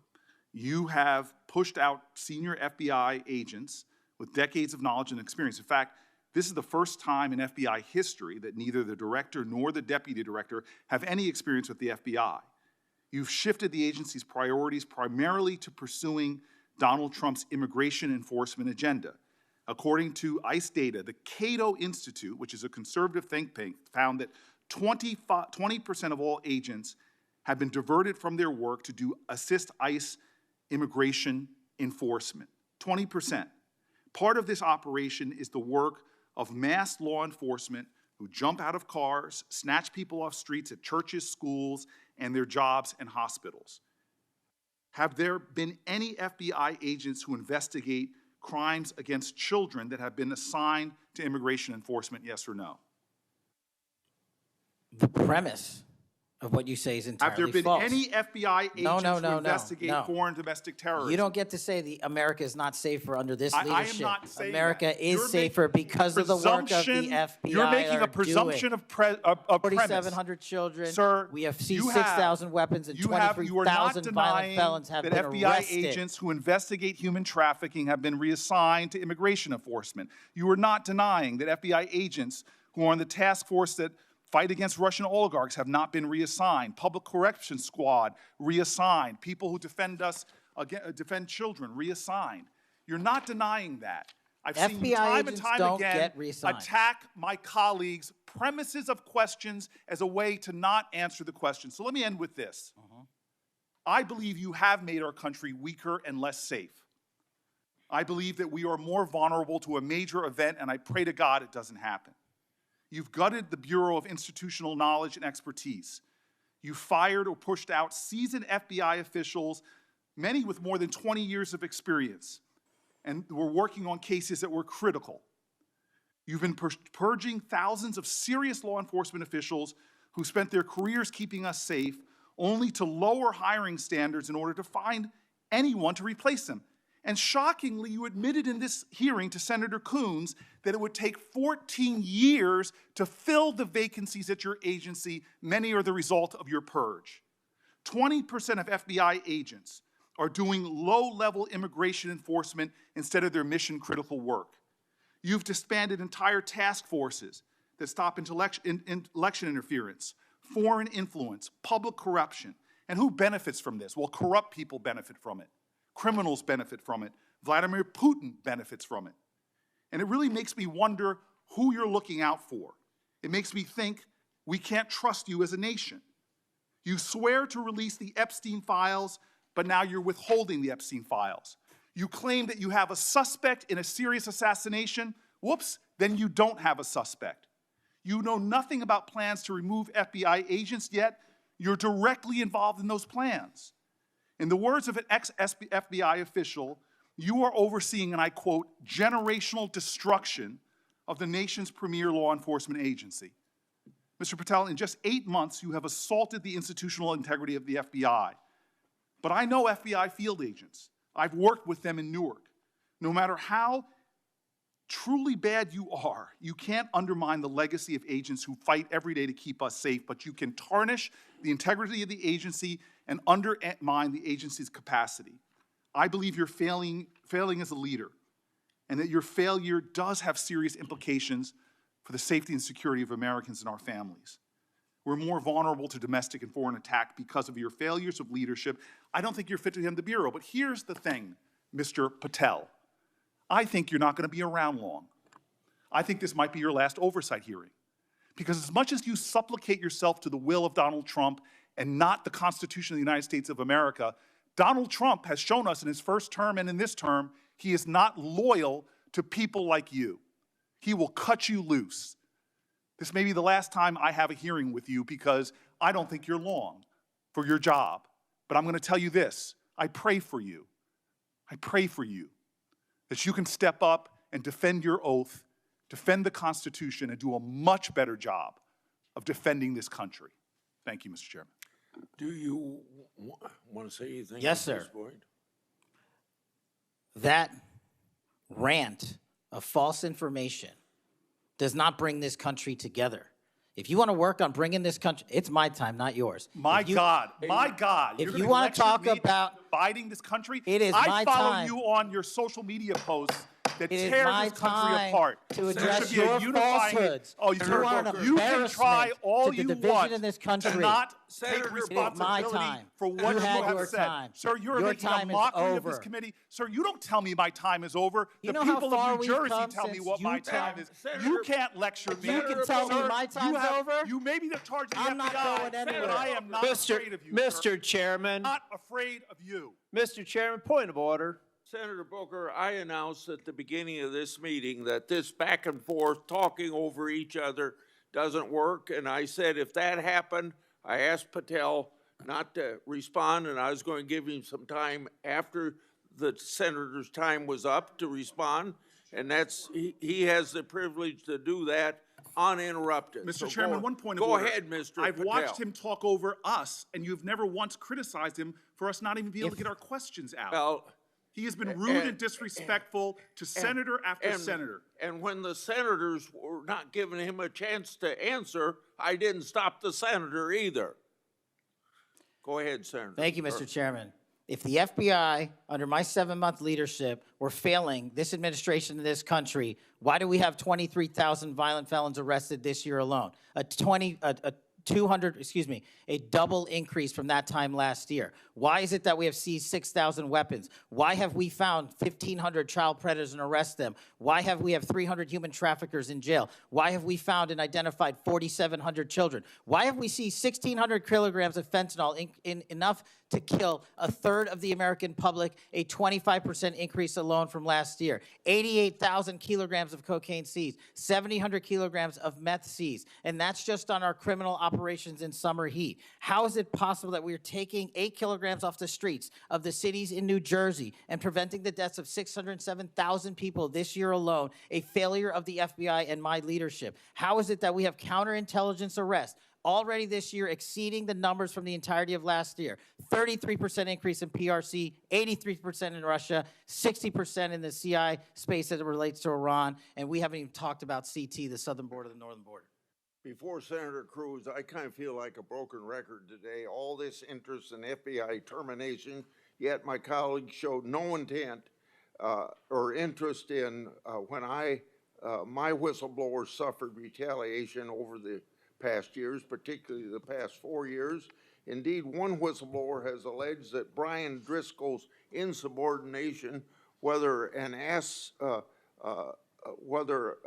agent is on a hot-button case or not, they ought to be held accountable for misconduct and weaponization. Senator Cruz. Thank you, Mr. Chairman. You know, I have to say, it used to be that to see theater, you had to go to the Kennedy Center. Now, apparently, you need only go to the Senate Judiciary Committee and see our Senate Democrats berating the director of the FBI, which, okay, it's not, partisan politics is not new in the United States Congress. But what is remarkable is what Senator Booker was berating Director Patel about.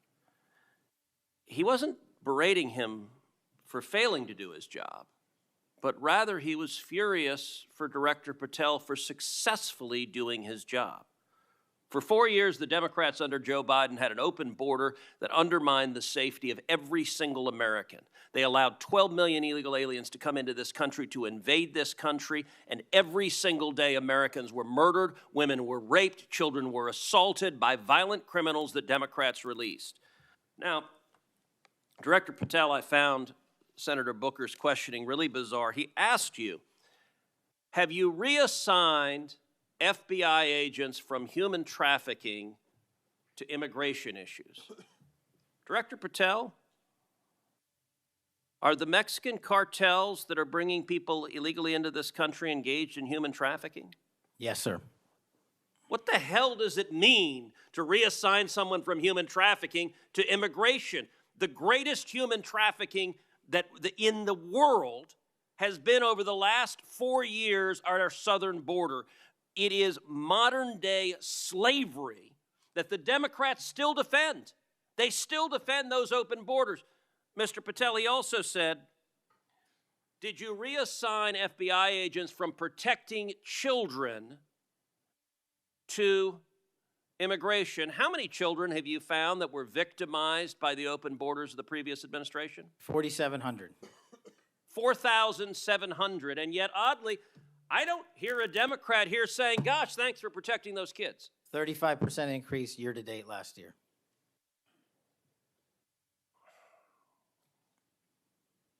All right, I want to shift topics. And I want to shift topics to what happened last week. Charlie Kirk was assassinated. He was assassinated because of his political views. We're living in a time of enormous division and tragically hatred, and hatred that manifested in evil that we saw last week. Now, the FBI, working in concert with state and local law enforcement, apprehended what appears to be, in all likelihood, the murderer. And you did so in just 33 hours. So I want to start by just congratulating you and the FBI agents and state and local law enforcement for successfully apprehending the murderer in less than a day and a half.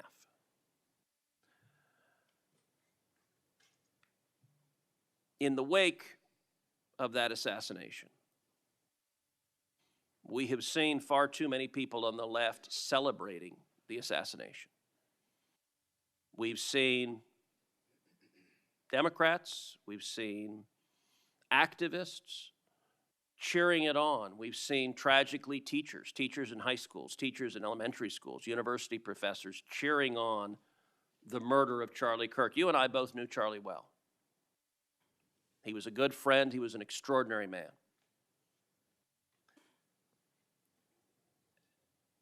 And I will say there's a great deal of discussion about what to do about it. Under our Constitution, under the Bill of Rights, the First Amendment, speech is protected.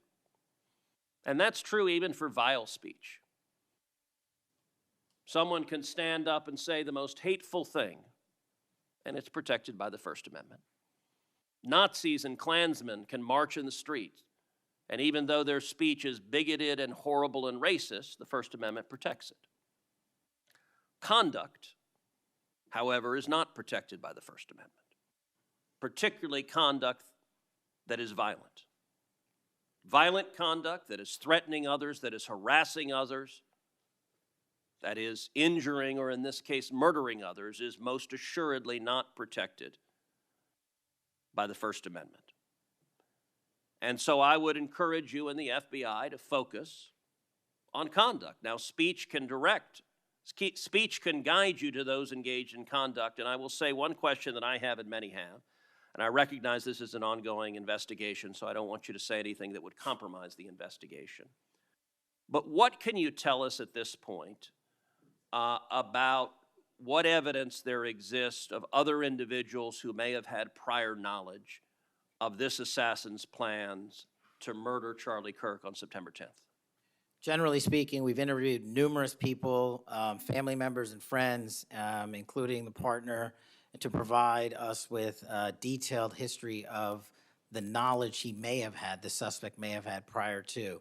We're still mapping out who, if anyone, was involved as an accomplice. As I said, the investigation is ongoing. We're also speaking to and going to interview numerous individuals online who were part of a chat group that was involved in this heinous assassination. And we're also going to work with our state and local partners out in Utah to find out what community organizations, if any, participated or had any foreknowledge of this information. But it's very much ongoing. I remind everybody that it's not even been a week since Charlie's tragic death.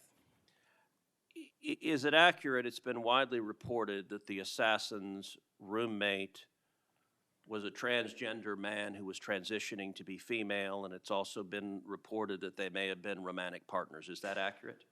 Yes, Senator. And I assume the FBI is investigating. It has also been reported that there were transgender chat rooms that may have had some awareness of the plan to commit this murder. Is that accurate as well? I'm sorry, can you repeat the question? It's been reported that there were chat rooms of transgender activists that indicated some degree of, potentially of foreknowledge of this murder. We're still developing that.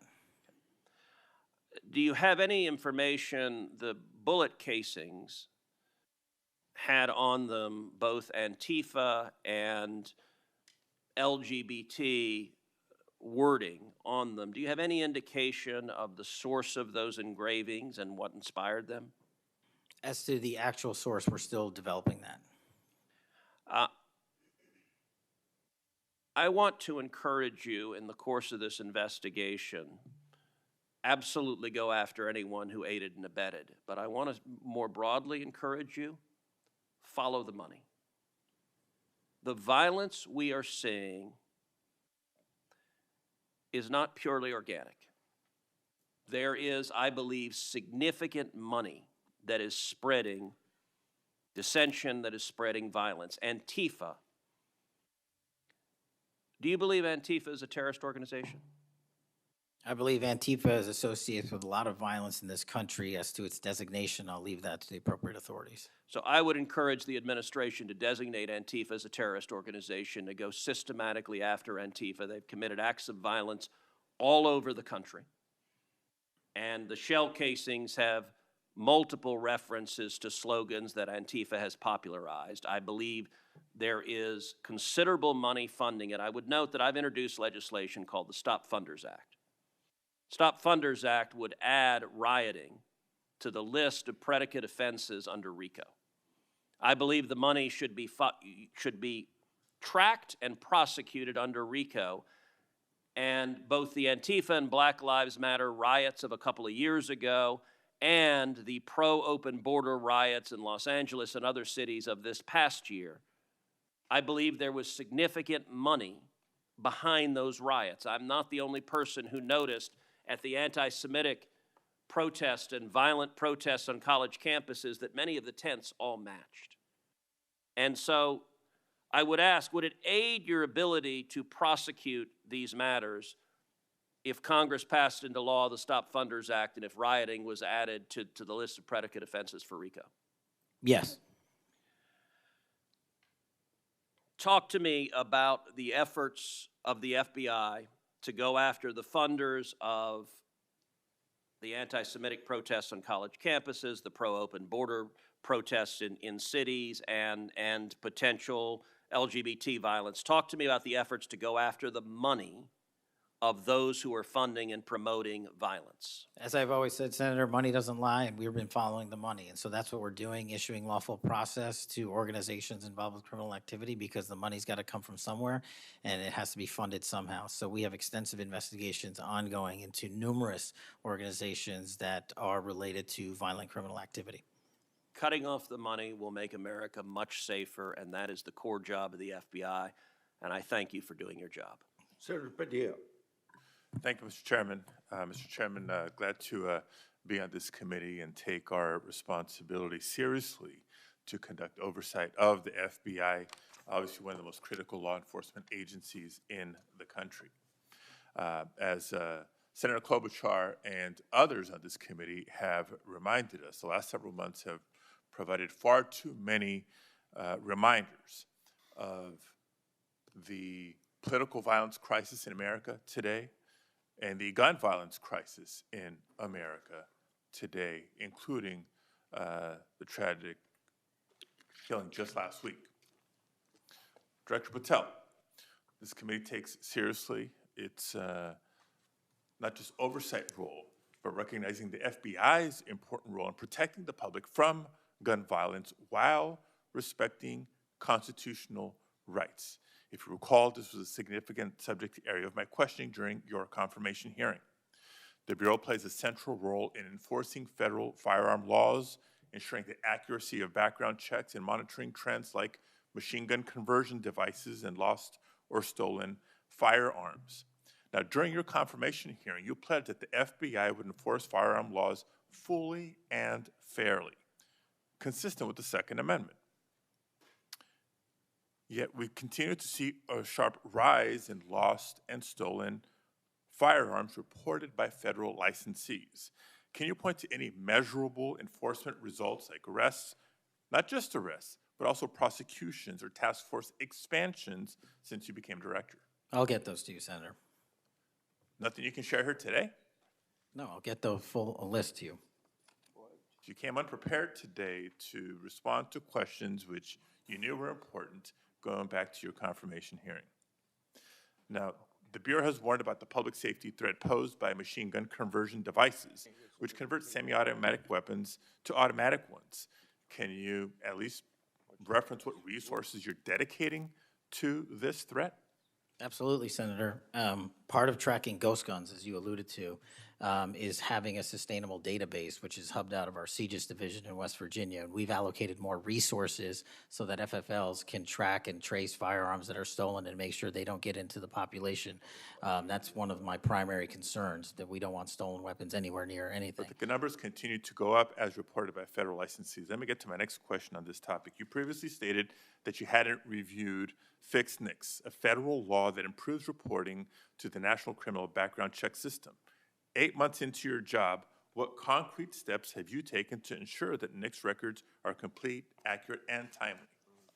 That's actually a great question that we have dedicated a lot of resources to, again, at CJIS. The NICS system has been trying to get to 100% within 15 minutes. We are currently at 93%, with 87% of those being responsive in less than 60 seconds. So we got more work. Do you think additional resources would be helpful in getting to 100%, or do you still argue that less resources are necessary to get from 93 to 100? No, I just think we have to work on how fast our actual infrastructure processes these things. On to a question about resources. The FBI's core mission is to counter terrorism, espionage, and major criminal threats. Now, recent large-scale reassignments to immigration enforcement or politically motivated investigations cause me concerns that other critical missions are being neglected.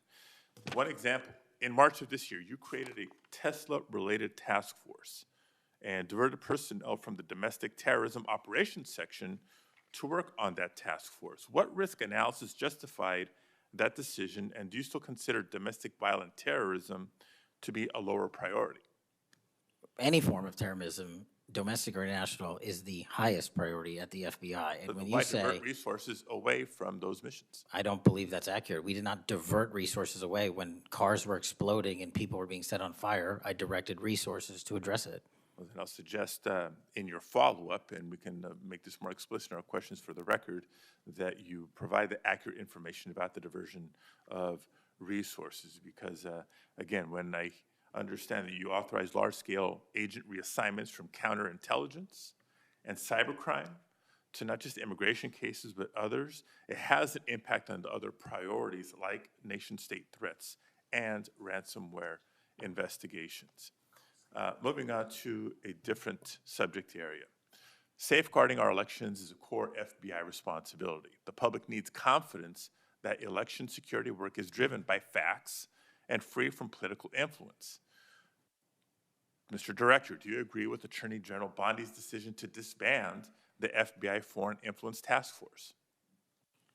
The disbanding of that task force did not in any way reallocate or take away resources from that critical mission set. So then how are you mitigating the risk of foreign actors interfering in U.S. elections heading in? As I've highlighted through our cyber programs, which have seen a 40, 50, 60% increase in arrests for cyber threat actors looking to not just harm our critical infrastructure systems, but also interfere in our elections. We've had multiple arrests this year of individuals who are interfering in that process. Did the Department of Justice's Election Integrity Task Force seek statewide voter lists and driver's license data? I can't speak for the Department of Justice. You're a member of the Department of Justice. I can Did speak the for the FBI play a role in those requests? Whatever requests that we had pursuant to the department's direction were provided. So then you can speak for the to FBI. Those actions. For the FBI. So you can speak to those actions. For the FBI. So what role did you play in those requests? Whatever requests we get from the department, I don't have those details in front of me. We provide whatever requests they have. I have not many details in front of you on a lot of the questions coming from this side of the aisle. So I do hope that there are substantive and accurate responses to our questions in writing. In my time left, Mr. Chairman, I just want to call out a couple of observations. The director before us has tried to explain, I won't say explain, tried to explain how he doesn't need another $500 million to do the job. And specifically that even if the FBI had an additional $500 million, it would take years. I think he referenced 14 years to fill the vacancies. But in the meantime, relying on partnership with local law enforcement to fulfill the mission of the Bureau. As we've discussed in other hearings and in other committees, by the way, given this immigration mass deportation agenda of the administration, the FBI is not the only one leaning on local law enforcement to do the job.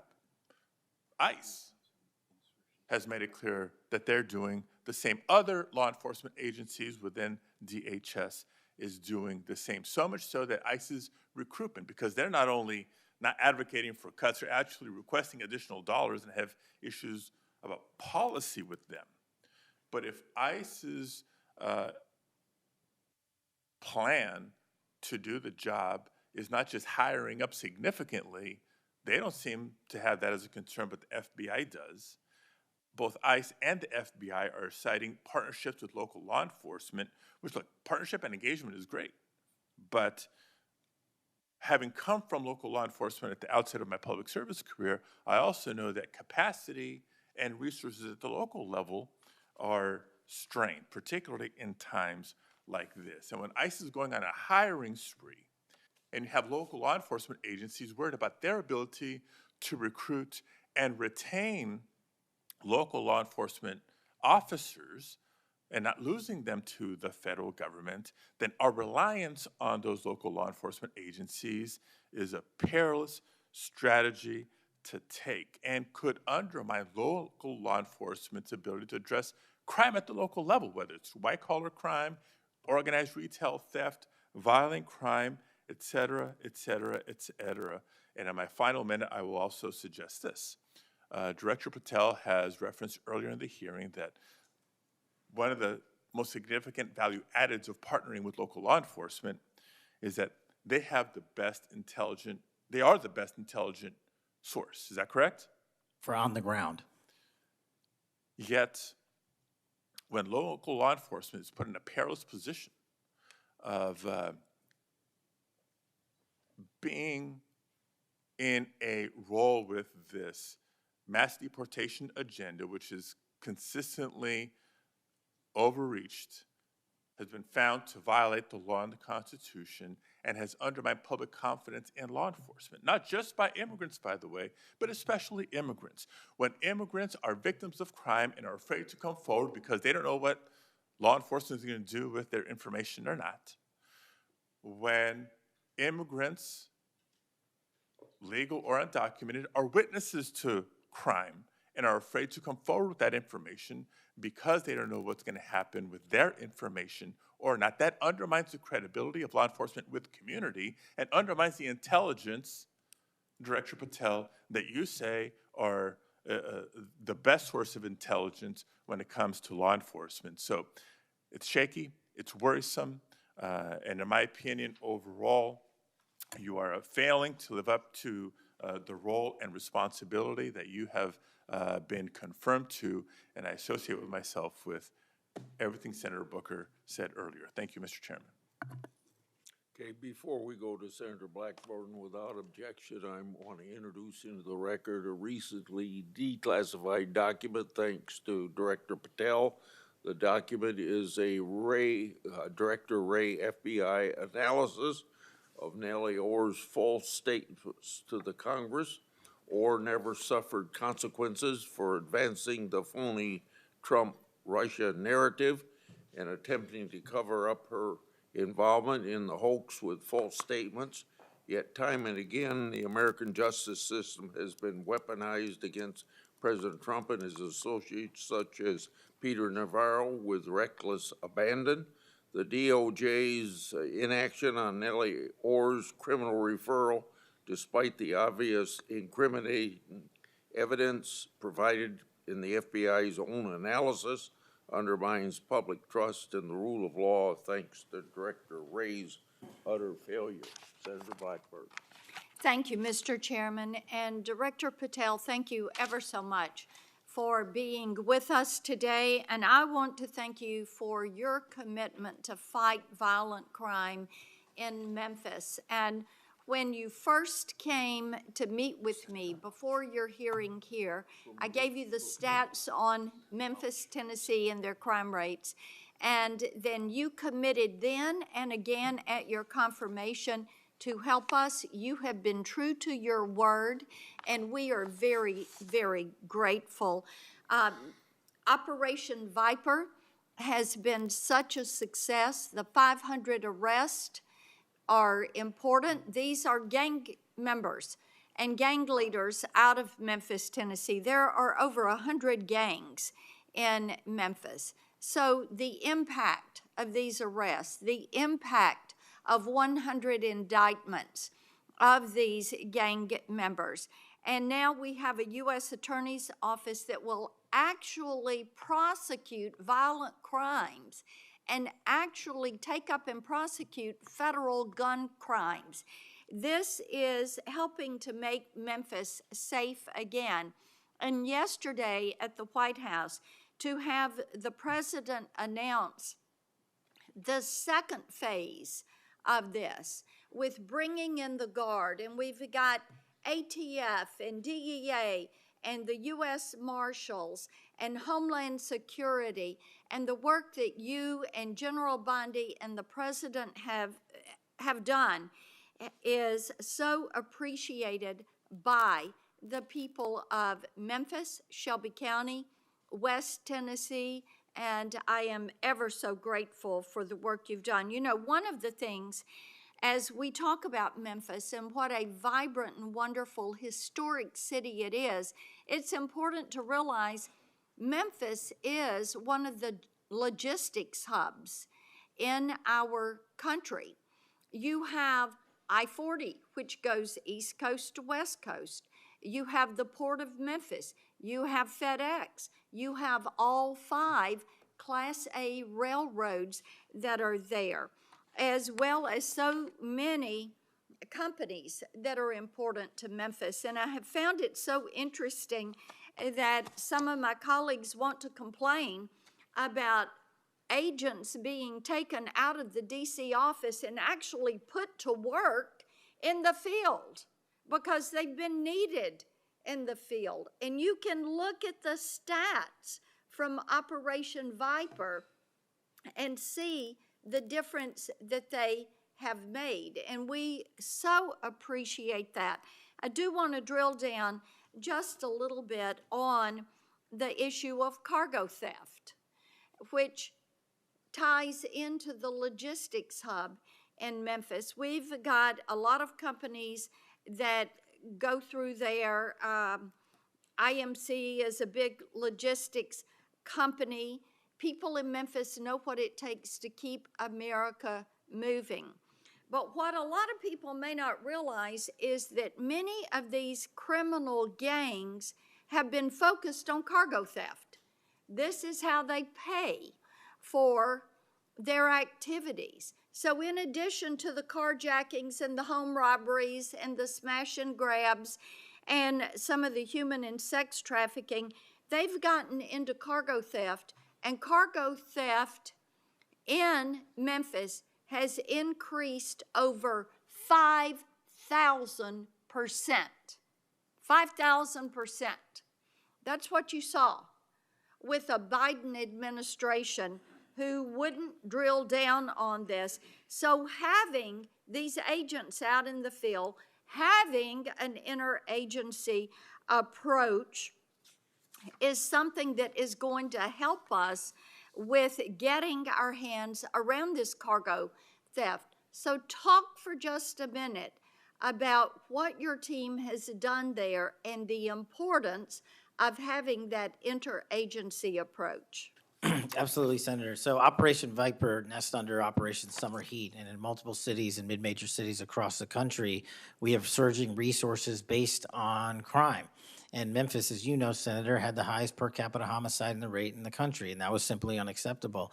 And so what we did was what we call phase 01 of operations at the president's direction. We went into some of these cities quietly to collect the intelligence that was necessary to start these operations, to start seizing these firearms, which we seized, I think, over 115 firearms off the streets, to start taking narcotics off the streets, and also to infiltrate the gang network, this criminal street gang network that is providing these guns and drugs to the public in these communities, allowing for these shootings. And so what the FBI is good at, what the FBI is great at, is partnering with our local authorities in places like Memphis and Miami, and Chicago, and so many other cities across the country, to start the work, because you can't do the work on a dartboard basis. You need ground level intelligence, and that's what we do working with our state and local law enforcement. And the results, I think they said over 100 indictments federally just in this 3-4 month surge, and now we're going to go in there with more resources to finish it. And we are grateful for that, and I think it's so important for my colleagues, what we have seen in Memphis. You mentioned something very important. Your agents go in and they go in quietly. There was no press conference. There was no fanfare. You went in there to work. And very importantly, you gathered the intel. Who are these gang leaders? Where are they?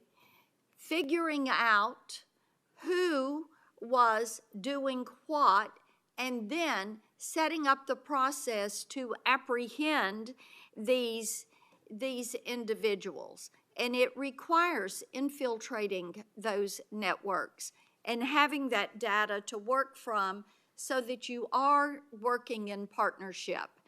And as I have talked with elected leaders in Shelby County and Memphis, as we have talked with those in law enforcement, they have been so grateful to have this support and this additional education that comes, because local police are learning from your agents when they are learning how to track these gangs and infiltrate these networks. We know that phase 2 of this operation is going to kick off. The Guard is going to be there to support the Memphis Police Department to help them kind of catch up, because they still have a lot of people on their board. They know who they are, where they are, what they're doing. They want to apprehend them and bring them forward. So talk a little bit about how phase 2 is going to continue to work to support the law enforcement efforts in Memphis. Well, it's just like what happened here in Washington, D.C. It takes a whole of government interagency approach where we're working with the Attorney General, the DEA, the ATF, the U.S. Marshals, Department of Homeland Security, because each one of those agencies has specialized capabilities. And when we surge together to work off of the ground level intelligence that was collected, you see what happened in Washington, D.C. here. And that's the next phase of it, because you are able to utilize the National Guard to set up border perimeter operations. So when you go into an area, you have the secure workspace to get in there and stay in there. The key here, Senator, is sustained criminal investigations and sustained prosecutions that clear Memphis, like we did Washington, permanently, and leave behind a blueprint for what local law enforcement can do with our federal partners to sustain that. We don't want to go backwards, and that's critical, but we're in the next step. Sustaining it will be the last one. Well, and we certainly appreciate that. I do want to touch on Operation Restore Justice. And Senator Britt mentioned some of this very briefly, and I know that you and A.G. Bondi have done a tremendous amount of work in protecting children. I appreciate that. And we passed my Report Act last year, and President Biden signed it, and this does require social media to report to NCMEC so that we can have these perpetrators followed up with and apprehended. That's a good start. We're still trying to get the Kids Online Safety Act passed. That has been a bipartisan effort. We have looked with disdain at what has happened with Discord and Charlie Kirk's alleged killer. Talk for a moment about what else Congress ought to do in order to give you all the toolbox you need to apprehend these predators and pedophiles? Well, I think we need to go after the monetary backbone of this infrastructure like we discussed earlier. I think we also need to make parents across the country aware of how invasive some of these social media sites are and how much criminal enterprise is going on and how easily these kids can be sucked into it. And also, the only way, in my opinion, to do that, is as Senator Klobuchar and I believe Senator Graham had stated, was, you know, we need to work on Section 230. It's just it's been too long since we've addressed it. Nobody's being held accountable. They're making money, and our youth is dying. And that's just unacceptable. Well, we have that reform bill. Thank you, Mr. Chairman. Thank you. Senator Welch. Thank you very much, Mr. Chairman. And just at the outset, I just want to say what I think all of us believe, and that is that the political violence that is so afflicting our country, it doesn't matter whether it's from the right or the left. I mean, all of us have an obligation to fiercely advocate for our point of view. All of us have an obligation to respect people with whom we disagree. The folks we disagree with are our opponents, but they're not our enemies. And I hope all of us keep that in mind and do the best we can to set that example. I want to congratulate the FBI. I want to congratulate the Utah state and local law enforcement for the very good work that it did in apprehending the violent assailant of Charlie Kirk, and that is a terrible, terrible tragedy. Director Patel, at one point you made an announcement that the suspect was in custody. We got our man. It turned out that was not true. In fact, I think that was about 27 hours before the person now in custody was apprehended. Why did you make that statement? Thank you, Senator. Appreciate you letting me address this. What the FBI does is not just locate and find suspects, but we also participate in eliminating subjects. And what we had at the time was a subject in custody in relation to this investigation. So in my commitment to work with the public to help identify subjects and suspects, I put that information out. And then when we interviewed him, I put out the results of that.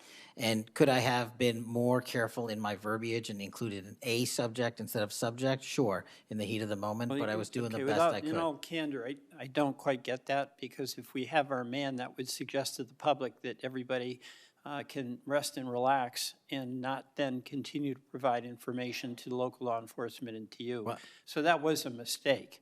I don't see it as a mistake. I see it as something working with the public to identify that there was a subject So if in you custody. if you put out a statement that says we've got our man, and in fact it turns out that you didn't have your man, that's not a mistake? But that's not what I said. Well, I'll go on. That's my understanding. A second thing that is really important in the FBI, but it's important in every agency, is that the folks who are doing good work get supported for the work they're doing. And a number of highly successful FBI agents have been let go. And I want to just ask you a little bit about that. You know who Brian Driscoll is, right? Yes. Yeah, okay. And my understanding is he served at the FBI for over 18 years. You agree? I believe that's accurate. Special agent in charge of the Newark office. He was commander of the FBI's hostage rescue team. That's a very prestigious and responsible position, correct? It is. Section chief of the Critical Incident Response Group's tactical section. You've got to be pretty good to get that high responsibility. You agree with that? Yes, sir. He oversaw 55 SWAT teams, and they're like the elite of the elite, right? They go in to the dangerous situations, right? He got a Medal of Valor for his participation in a raid on ISIS terrorist Abu Sayyaf, who had kidnapped American citizens Kyla Mueller, right? Mueller? Is that right? I know. You're in agreement, right? I know Kayla Mueller's family, yes. I know this. Okay, and he got Kurt Meyer, somebody who had barricaded himself in a bar after he killed 4 people and wounded 2.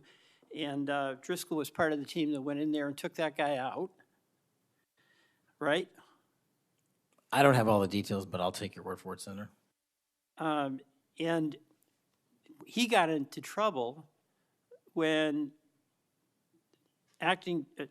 when Emil Bove demanded a list of FBI agents who investigated January 6th and was apprehensive that what did happen ultimately would happen, and that is those folks would get fired.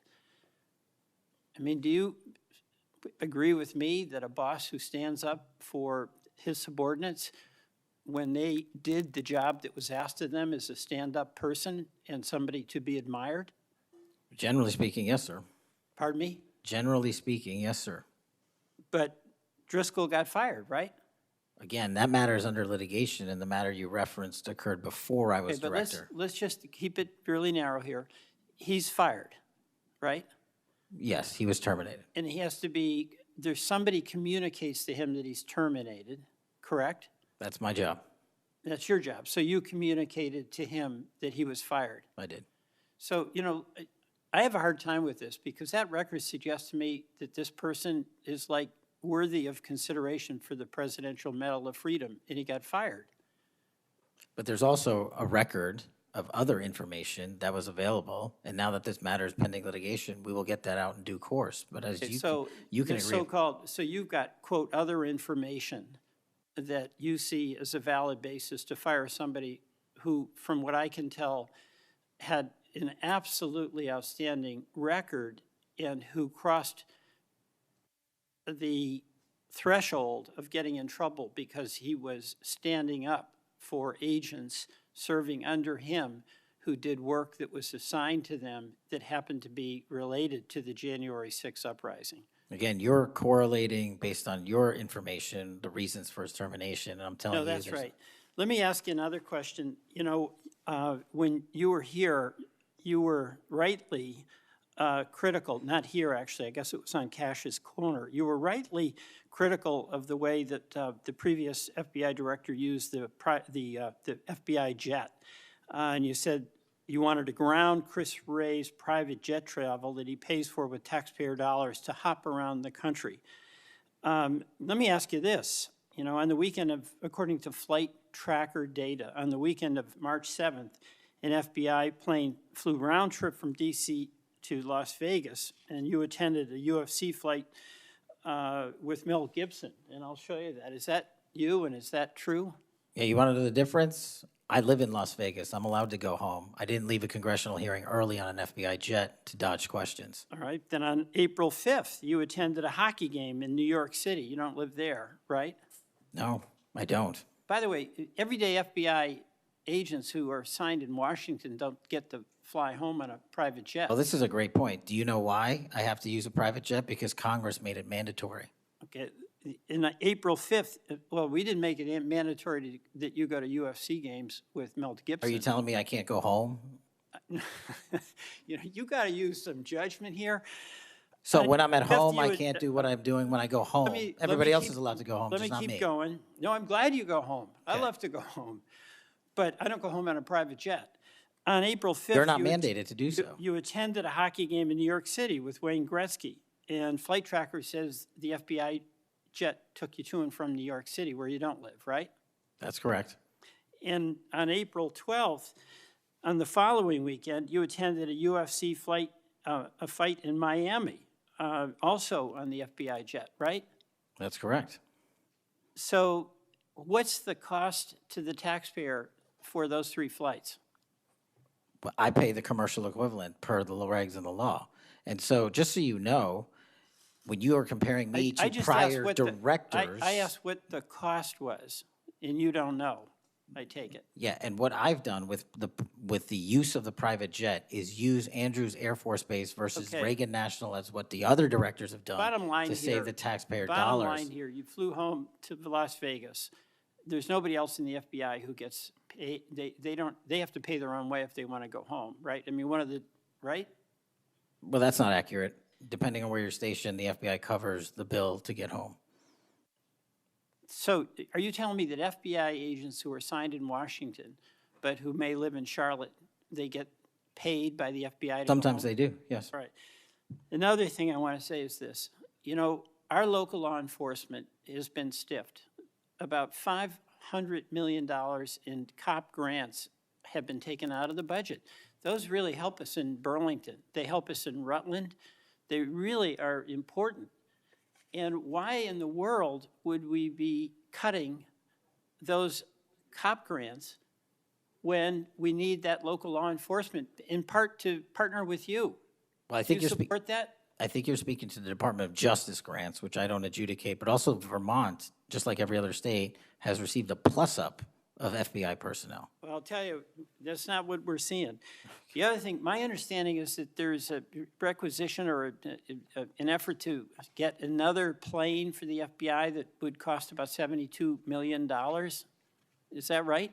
That's inaccurate. The FBI, because the jet, as you call it, is not my jet. We use it for operational needs. We use it for FTOX. We use it for HRT. But that's the one you fly in, And right? we have multiple fixed-wing assets, and one of them is on a wildly expensive lease that I deemed a waste of money, and I'm looking for a replacement in which the government can procure assets permanently. Well, I would welcome you submitting to this committee the cost information about the jets that are under consideration. And according to our research, the specifications that are included in this request would result in an expenditure of between $72 million and $80 million. That's So inaccurate, but I'll happily get you the right I numbers. welcome getting the specific information. Absolutely. Thank you. Mr. Chairman, I yield back.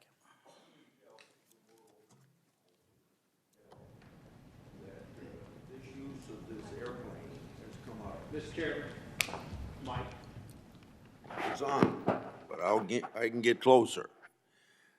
Comey became FBI Director 2013, and then something like when I became ranking member in the middle of a Congress, or I was ranking member, Comey needed an excuse to come to Des Moines, Iowa, or someplace in Iowa for a family reunion. He wanted to meet with me in Waterloo, Iowa. I think nothing more than an excuse to say he did something official on that trip. Now, I can't accuse him of that because I don't know, but I can't recall that we discussed anything very serious that had to be meet him in Waterloo or Cedar Rapids at the airport before he went to the reunion. And then 2 or 3 years ago, Ray was sitting where you were, and we had 2 Republicans wanted to have second round of questioning, and it would have taken about 10 minutes, and he refused to because he got on this airplane that you're talking about going to the Adirondacks. So I find it interesting that my Democratic colleagues seem to bring up about your use of the Justice Department planes, yet my Democratic colleagues didn't seem too interested about my oversight of Ray's use of the plane. I didn't hear a peep. So my Democratic colleagues need to be consistent. Can I just add, Mr. Chairman, that when you compare the flight logs and the percentage of work travel to personal travel for the prior 2 FBI directors, over a third of their travel was personal on those same jets that I'm being accused of improperly utilizing. My mark is far less than that. Also, both of those directors use Reagan National Airport, which has landing fees of $5,000 to $10,000 because they didn't want to drive 25 minutes to Andrews. We take off and land in Andrews every single time because it's cheaper, and we do so because it saves the taxpayer dollars. Those are the things we are doing to make sure that we are good stewards of taxpayer dollars. And also, any new acquisition of an airline or a fixed-wing asset for the FBI will specifically meet the needs of the demands of the foreign FTOC operations and hostage rescue operations and our critical infrastructure programs. Senator Moody. Thank you, Chairman. Appreciate it. You're very patient. I am very patient. You're very patient. I'm new here to the Senate, and I watch what you have to go through as chairman, and we thank you. A lot of what we're talking about today, and you've been questioned about, was uncovered because of our chairman and his service to this committee, and I want to thank him because he's uncovered a lot, especially during the last administration, where many of our federal agencies went far off their mission. And I believe we wouldn't have as much information as we do if it wasn't for our esteemed chairman. So I wanted to publicly thank him.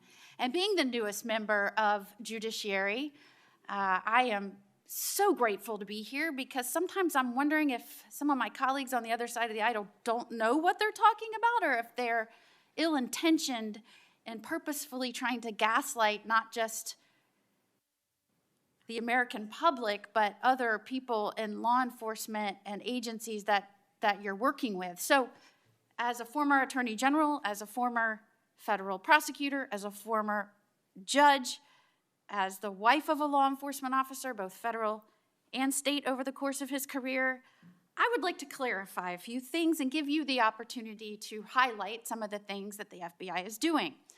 And two of the things I heard thrown out there, and by the way, it was when some of my colleagues would breeze in just in time to rail on you and spout out misinformation and narratives that have no grounding in reality to criminal justice, and then breezed right out as soon as they were done. And I think that it does the American public more good when the oversight function of Congress allows for you to comment in a way that makes sense and is grounded in reality.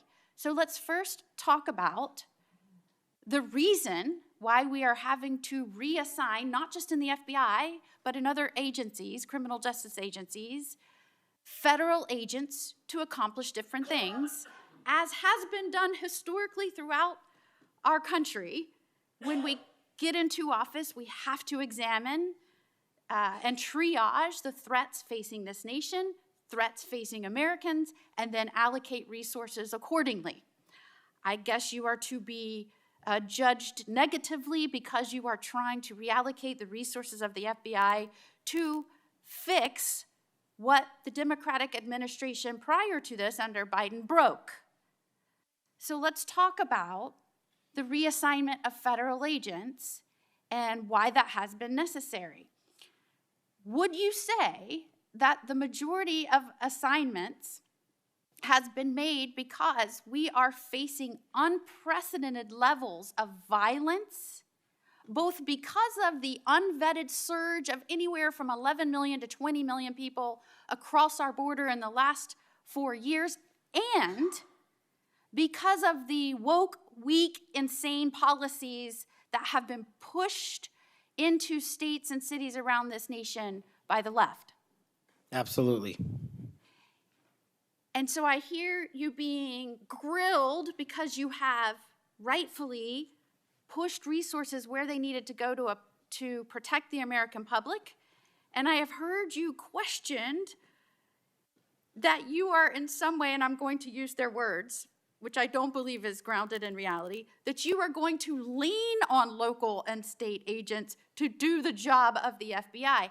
Might it be recharacterized more accurately in that you are partnering with local and state agencies in these areas, especially where these policies that the Democrats support wholeheartedly, in fact, they frustrate our efforts to try and beef up our laws with good criminal justice policies at every turn, and then come in here and get on you for, by the way, you've been here 7 months, so I know that in the 7 months, you didn't break it, they broke it over the last 4 years. But it isn't more accurate to say that you are using the federal government and its agencies, or its agents and its resources to supplement and amplify law enforcement efforts in these areas, cities and states, where the Democrat policies broke them.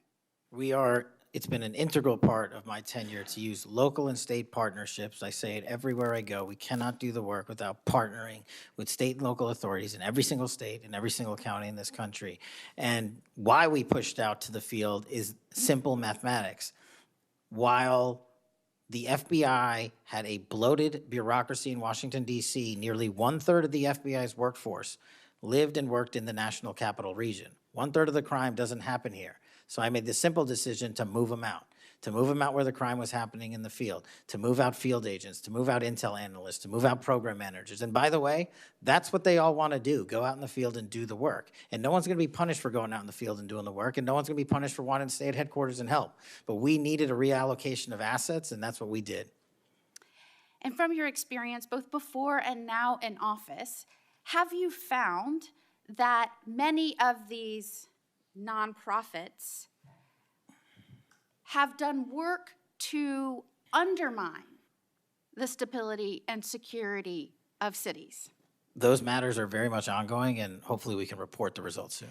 And I don't mean just those that may have aided and abetted or supported criminal acts. Those absolutely should be investigated and pursued to the fullest extent of the law.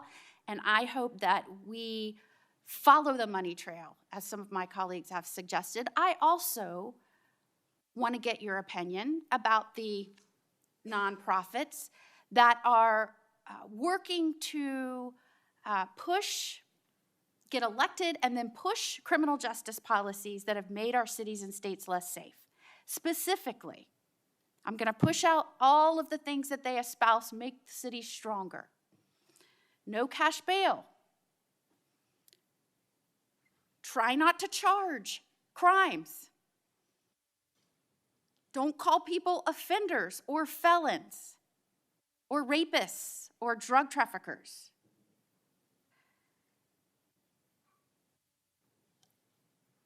I can go on and on and on. But the gist is, don't charge. When you do charge as minimally as you can. Don't put people on parole or probation following incarceration. Diversion should be the rule. I mean, I can go on. And we're seeing these play out in cities across our nation. I am one who believes it is always important to look at how we can do things better in our criminal justice system. But what has happened is some of these groups have hijacked that good intention by so many and used it as a way to subvert the stability of this country. And I firmly believe when that money is traced, you're going to find it's not only going not just to policies, but it's also going to pushing and promoting criminal acts. And I believe that money and support doesn't just come from infrastructure within the U.S., because I believe undermining our cities and this nation is something our foreign adversaries will get behind, and it will show that they are behind. Is the FBI trying in its reallocation of resources to make up and help in these areas where local law enforcement is trying its best, but it's fighting an uphill battle against mayors and city council and indeed governors that promote and support and pass laws and policies that follow these weak, insane policies? We go into every community where the crime rates are high, and if you look across the board, the crime rates are coming down across the country because the FBI is going in there and doing good police work, and we're not going to be dictated to by mayors or governors. We have federal law enforcement capabilities and responsibilities to our citizenry, and we're executing those on every single day, including rural communities and tribal lands. And you are, correct me if I'm wrong, welcomed and supported and enthusiastically praised by the cops that are there because they want those communities safer. Well, I think the police speak for themselves, and we'll let them do that at their own leisure. And one of the other gaslightings that I heard was that at a time when we're trying to help them because they're having vacancy rates and they can't retain police, and you're causing that. Is it in fact that police across this country, because they've been defunded, they're not supported, they have groups that are continuously combating when they're trying to make the communities safer? I know this because when I was the Attorney General, they all wanted to come to Florida, and I welcomed them with open arms. In fact, we are increasing our ranks in Florida, sometimes to the detriment of other cities and states because they can't keep them. They tried to make it sound like it was your fault that we had vacancies in these police ranks around the nation, when in fact, aren't you trying to help bolster their ranks and help them because they have mayors and prosecutors and city councils and governors that won't help them? That's exactly what we did. We did it in DC, we're doing it in Memphis, we're going to Chicago, Miami, St. Louis, so many other cities across the country. And I'm just grateful that you are doing this, and I commend you for all the numbers that I'm seeing going after the violent crime, helping make sure we are getting the criminals that came here unvetted from other nations out of this country, that you are allocating resources to those efforts. It is all important to make this a stronger, safer nation, and we appreciate you being here today and making sure we're talking truth and not misinformation to the American people. Thank you. Thank you, Senator. Before Senator Schiff, I want a UC to introduce into the record a declassified Clinton Annex. The Clinton Annex is a declassified appendix to the Justice Department Inspector General report about the Clinton email investigation. The annex shows that the FBI had evidence necessary to conduct, quote, thorough and complete investigation, end of quote. But the Comey FBI failed to review the evidence at the time. After nearly a decade in the shadows, this information has now come to light thanks to Dr. Patel, or Director Patel. Senator Schiff. Thank you, Mr. Chairman. Mr. Patel, during your confirmation hearing, you made several important commitments. For instance, you told Senator Coons there will be no politicization at the FBI. There'll be no retributive actions taken by any FBI should I be confirmed as FBI director. So let me ask you very specifically, did you ever take any action to terminate or discipline an FBI agent or employee in whole or in part as retribution for being part of an investigation of Donald Trump or January 6th? No. You also committed, you assured Senator Blumenthal, all FBI employees will be protected against political retribution. So you're testifying today that you played no role in the firing of even a single FBI agent for political retribution. None for political retribution. And if any FBI agent said you did, they would be lying. Is that your testimony? I'm only speaking to my actions. Everybody is allowed to make their allegations. Oh, no, these are allegations against you. And so, Mr. Patel, if FBI, senior FBI agents or employees said that you were firing them for political retribution reasons because of the cases they were assigned, you're saying they would be lying. Is that anyone that was terminated at the FBI was done so for failing to meet the standards, uphold their constitutional oath, and effectuate the mission. Well, by meet the standards, are you talking about meet the standards of protecting the president under any circumstance? No. You also guaranteed Senator Blumenthal that every FBI employee will be held to the same, absolute same standard. No one will be terminated for case assignments. Are you testifying today that you never terminated anyone at the FBI in whole or in part because of a prior case assignment? No one at the FBI is terminated for case assignments alone. Well, I'm asking about you, Mr. Patel. Did you, in whole or in part, terminate anyone at the FBI because they worked on the Trump investigation or because they worked on January 6th? No one at the FBI has been terminated for case assignments alone. Okay, you're saying alone. Does that mean they were terminated in part because they were assigned to a January 6th case or assigned to the Mar-a-Lago case? You're being very precise here, Mr. Patel. You're saying alone. That means they were fired in part because they were assigned those cases. Is that your testimony? Absolutely not. But if you want to keep Okay, putting words well, in my mouth, then go let me ahead. ask you, let's strip away the word alone. Did you terminate or participate in any discipline of any FBI employee in whole or in part because of their work on an investigation of Donald Trump or January 6th? Yes or no? Any terminations at the FBI by employees. No, I'm since asking you a very specific And I'm question. going to answer the question, but you don't like the answer because it's the No, truth I and it guts want your an answer to my narrative. question. I don't want an answer to someone else's question. So let me just be precise, and I ask for a yes or no answer.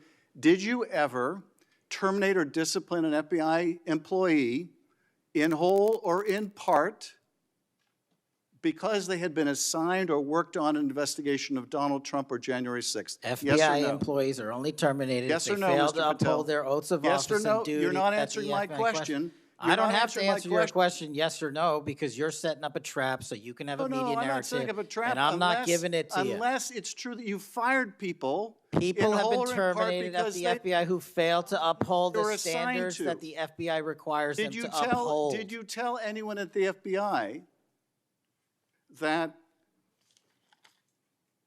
all FBI employees who they identified who had worked on cases against President Trump would be removed from their jobs? Did you tell that to someone at the FBI?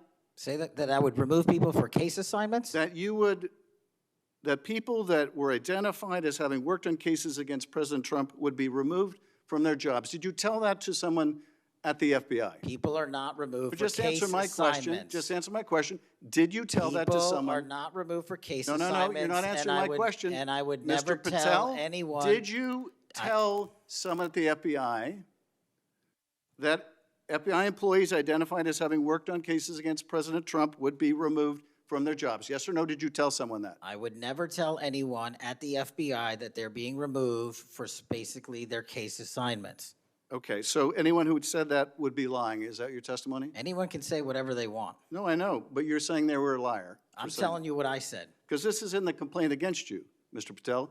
So you're saying Mr. Driscoll and others are liars? I'm not going to address the complaint in the ongoing Okay, well then let me ask you, have you ever told anyone at the FBI that the FBI tried to put the president in jail and he hasn't forgotten it, and that your job depended on the removal of agents who worked on cases against the president? No. Did you ever tell anyone that? No. Okay. Did you ever tell anyone that you knew these summary firings you were undertaking were illegal, likely illegal, and that you would be sued and later deposed? Did you ever tell anyone that? No firings at the FBI or terminations were done for anything other than justified Did you ever cause. tell anyone that, Mr. No, Patel? Why don't you no answer my question? terminations at the FBI were ever done in my tenure for anything other than failing Did you to ever tell uphold anyone their that, oath of Mr. Patel? You willing to office answer or the their- question? The FBI. I guess I you're have not willing to answered answer the it. question. So let me move on. Let me move on to the Epstein files. You said you're the most transparent FBI director in history, so I'm going to put you to the test. In 2024, you were asked by Glenn Beck about Epstein's Black Book. And you said, he asked, who has Jeffrey Epstein's Black Book? And you said, Black Book, FBI. And he said, but who? That is, I mean theirs. And you said, oh, that's under the direct control of the director of the FBI. That's what you said. Was that true, Mr. Patel? I'll rely on you quoting it accurately. I did that a couple Was of it years true ago. what you represented to Mr. Beck and the president's supporters out there, or were you lying? No, Was it true that the Black Book, Epstein's Black Book, was in the possession of the FBI director? The Black Book was in the possession of the FBI. Okay, so now that you're the FBI director, you have possession of the Black Book, right? That index has been released. So you have Jeffrey Epstein's Black Book? What is known as Jeffrey Epstein's Black Book has been released by us. And you released it. And let me follow up on Senator Kennedy's question, because he asked you, and I'll be very precise here.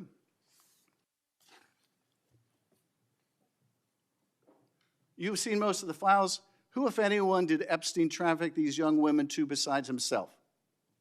And you said, himself, there's no credible information, none. If there were, I would bring the case yesterday that he trafficked to other individuals. And Kennedy, the information we have, again, is limited. And Senator Kennedy said, the answer is no one. And you said, for the information we have. So is it your testimony today that in all the Epstein files, that Jeffrey Epstein trafficked no one to anyone but himself? Is that your testimony, Mr. I never Patel? said Jeffrey Epstein didn't traffic anyone else. Did he traffic any young woman to someone other than himself? That was Mr. Kennedy's question, And I Senator Kennedy's said question. the information that 3 administrations have had access to I'm have asking made you- determinations that there are no investigative leads that were credible to prosecute and investigate any others. I'm Well, specifically I'm asking stating you whether we it's were your working on. testimony today. Well, you just read that it, and I said it 10 minutes ago, so let the record reflect my I testimony. just want to make sure there's no misunderstanding, because there are victims like Virginia Guifer who have testified otherwise, who have said otherwise, and you're telling the American people today that the Epstein list is a single name and it's Jeffrey Epstein. That's what we're to believe? That's not what I'm saying. That's what you're saying, and Well, you can say whatever you Let me want. ask you this. When Todd Blanche went to interview Ghislaine Maxwell, she said, but did I think these guys were coming for that? I really don't. If you met Epstein, there's no way that this cast of characters, of which it's extraordinary, and some are in your cabinet, who you value as your co-workers, and you know would be with him if he was a creep or because they wanted sexual favors. A man wants sexual favors, he will find out. They didn't have to come to Epstein for that.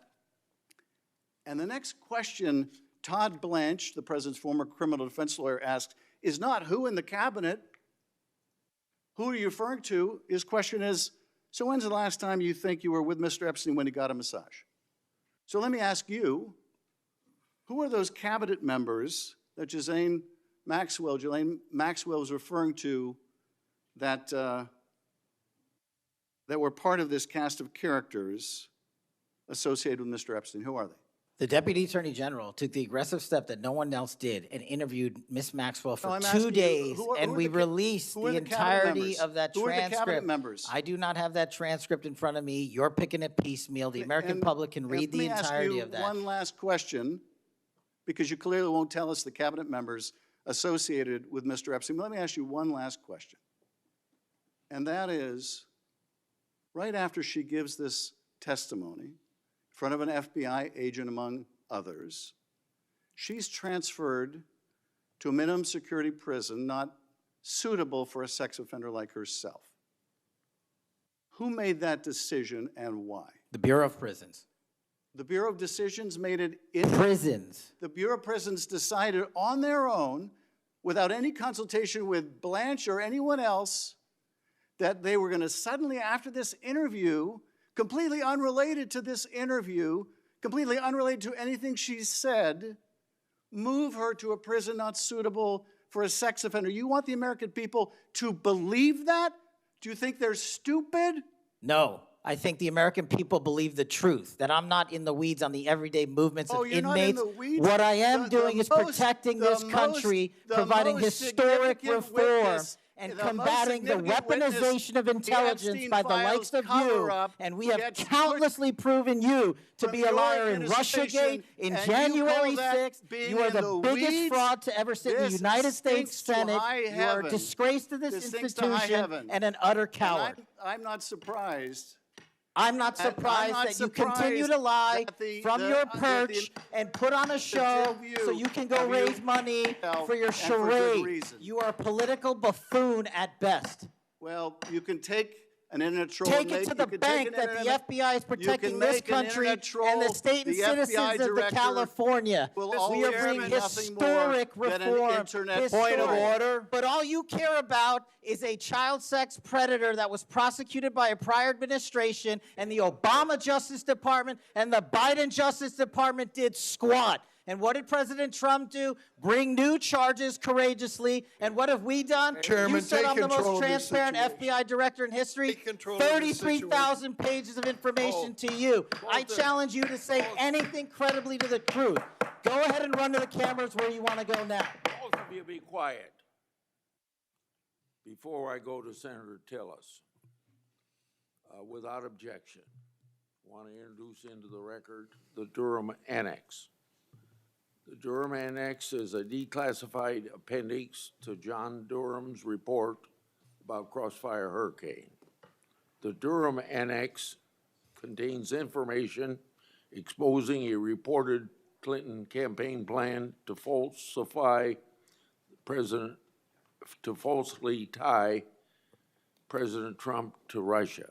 For years, I've fought to assemble and publicize all the facts heretofore unknown surrounding Durham's investigation, Crossfire Hurricane, and related matters. The Durham Annex was declassified large part because of Director Patel. Senator Tillis. Thank you, Mr. Chairman, and Director Patel, thank you for being here.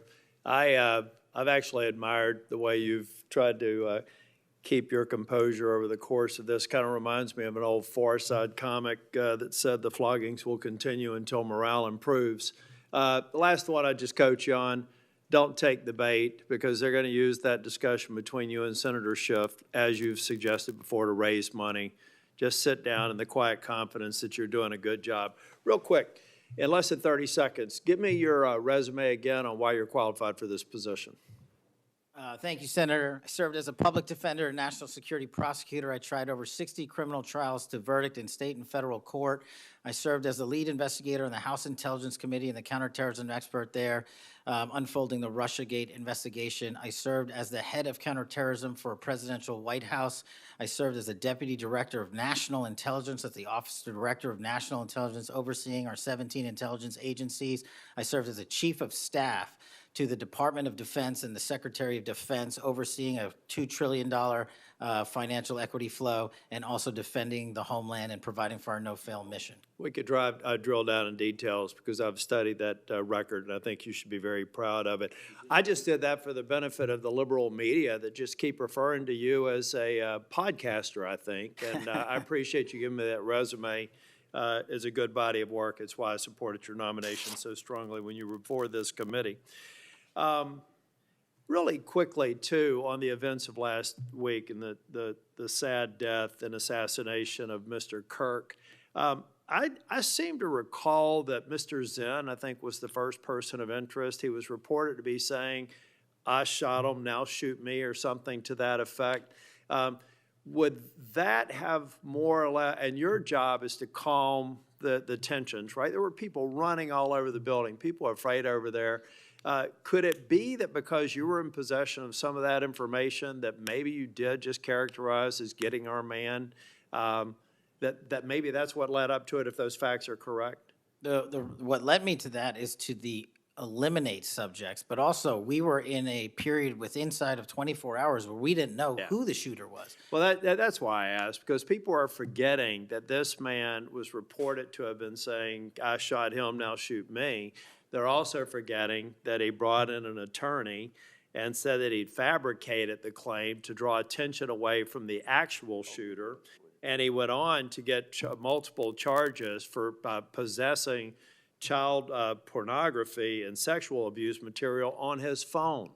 So I'm just saying that it just seems to me that in the moment, maybe you should have used different words, but I can't imagine that the amount of time that we've spent on that subject in the hearing today. But I think it's because they're really worried that they're another punchline to an old joke.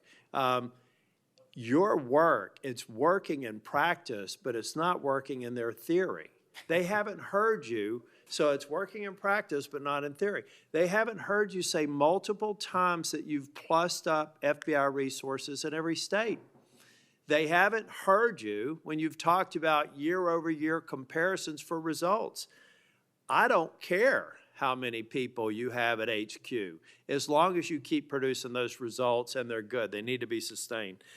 Now, I am a little bit concerned about the deployment of National Guard troops to dangerous cities, but you keep on mentioning something I'm going to go back to in terms of joint task forces. You also did a great job of explaining why you think you should save money and go out and fly out of an airport versus an easy trip across the Potomac to National. I love all of those responses. I'm not going to repeat them here.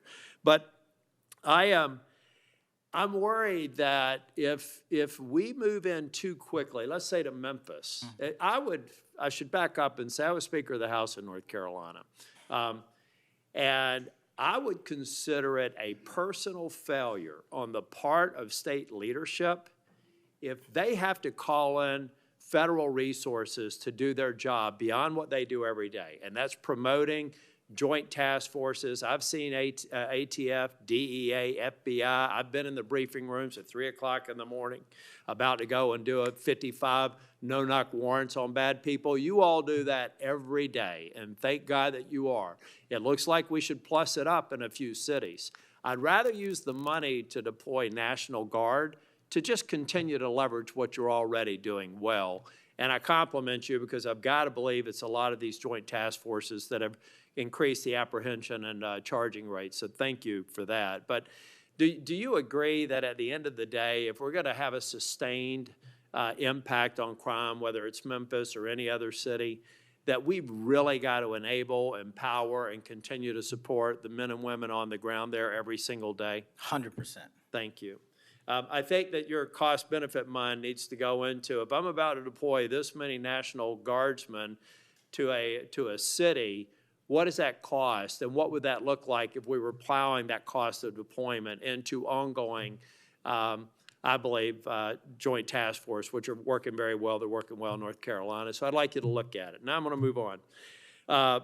The Safer Communities Act, can I get your commitment to get an update? Maybe we could even take a trip out to West Virginia to see how we're doing an extraordinary job of NICS background checks. People are getting them in record time, but we are taking a few guns away from people that probably shouldn't be able to buy it that day. Would you agree with that characterization? I would love to have you out and anyone else in this day is to West Virginia to see that I'd like work. to bring some of my colleagues to see it's working. We had people on my side of the aisle saying it was going to be awful, it was going to result in mass confiscation of guns. Not true. They were wrong.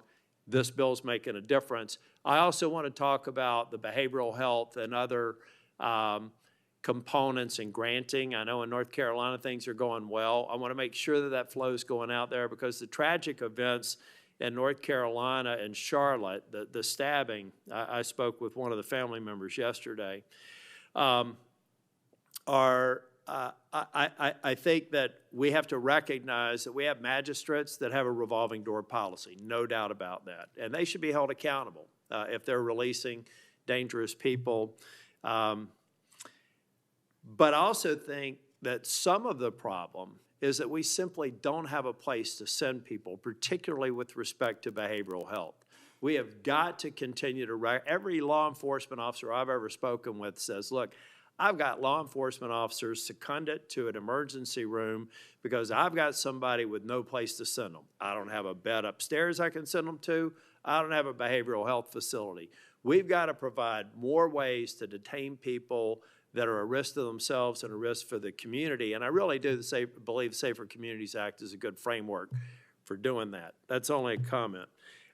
Section 702 is going to come up in April of next year for renewal. Do you believe it should be eliminated and not reauthorized? No, sir. It needs to be reauthorized. Can I also get your commitment maybe to come back over and review some of the controls that are in place and other things? So hopefully we won't have the drama leading up to April. We can actually come here and get consensus on why you've got the checks and balances in place and why we should do it. Just remove any chance that we're going to run into that cliff narrative next year. Can I get your commitment on doing that, You have Mr. it, sir. Patel?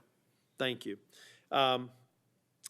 I want to talk very briefly on, and the chairman's given me a gavel, but I promise not to go over more than 2 minutes. But that's why I chose to be last, so I could have this discussion and actually get to some facts versus agendas and clickbait that we'll almost certainly see going forward.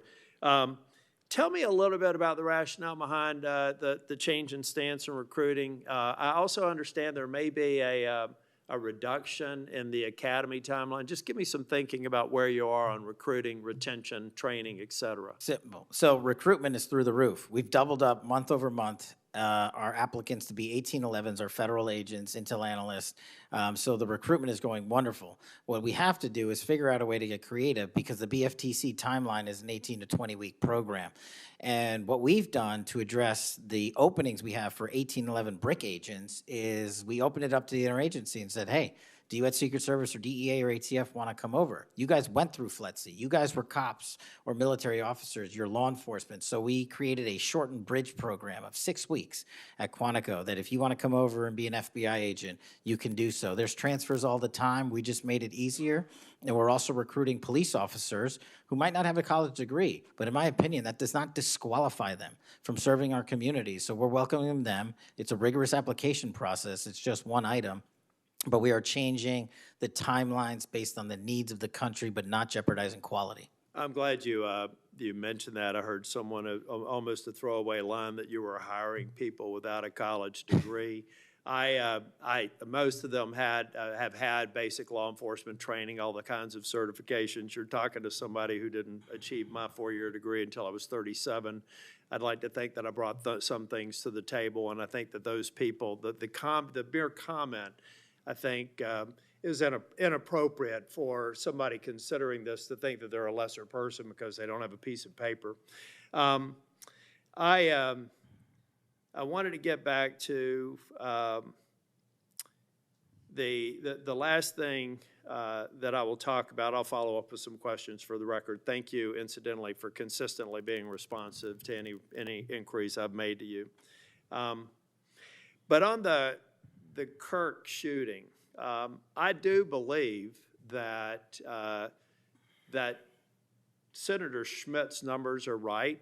There seems to be a disproportionate number of voices on the left that are celebrating the assassination of a CEO or celebrating the assassination of someone in Mr. Kirk's case that I disagreed with probably about half of his positions. But I felt like he was a good voice in engaging young people, and that's a start, as long as we can do it civilly.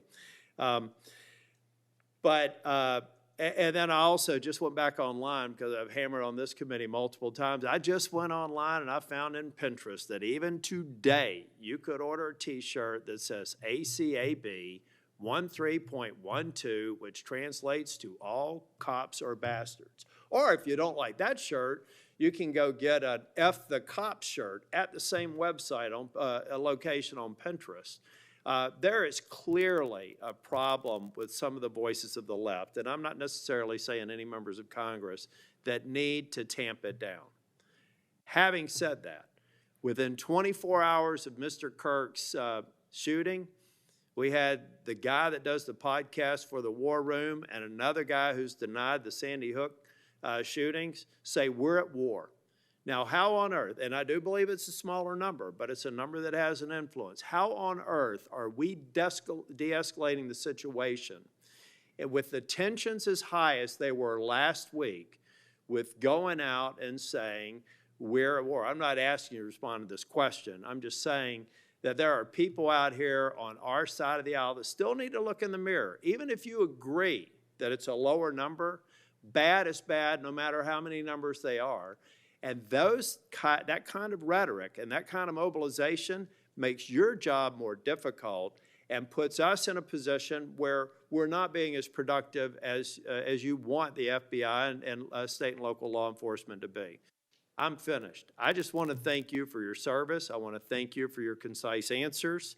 And I am thoroughly impressed with the fact that you have sat in that chair for over 4 hours without a break. So with that, we're, on behalf of the chair, want to thank you for being here today.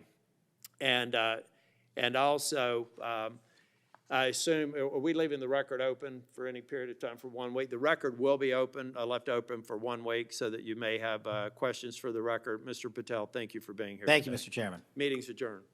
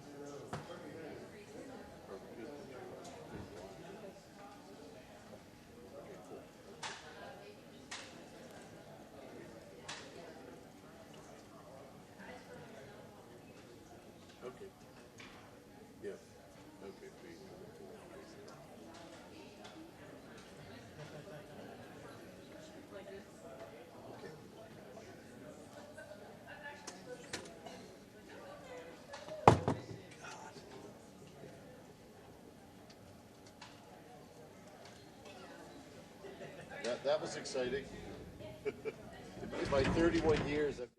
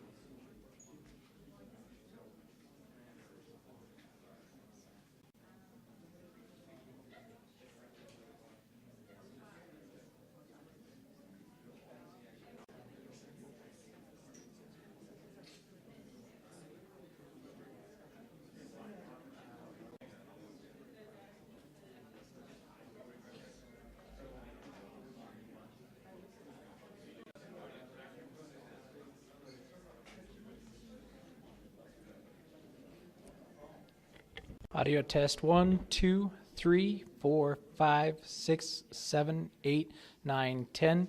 Test 1, 2, 3, 4, 5, 6, 7, 8, 9, 10. Test, audio test 1, 2, 3, 4, 5. One more. Test 1, 2, 3, 4, 5, 6, 7, 8, 9, 10. Test 1, 2,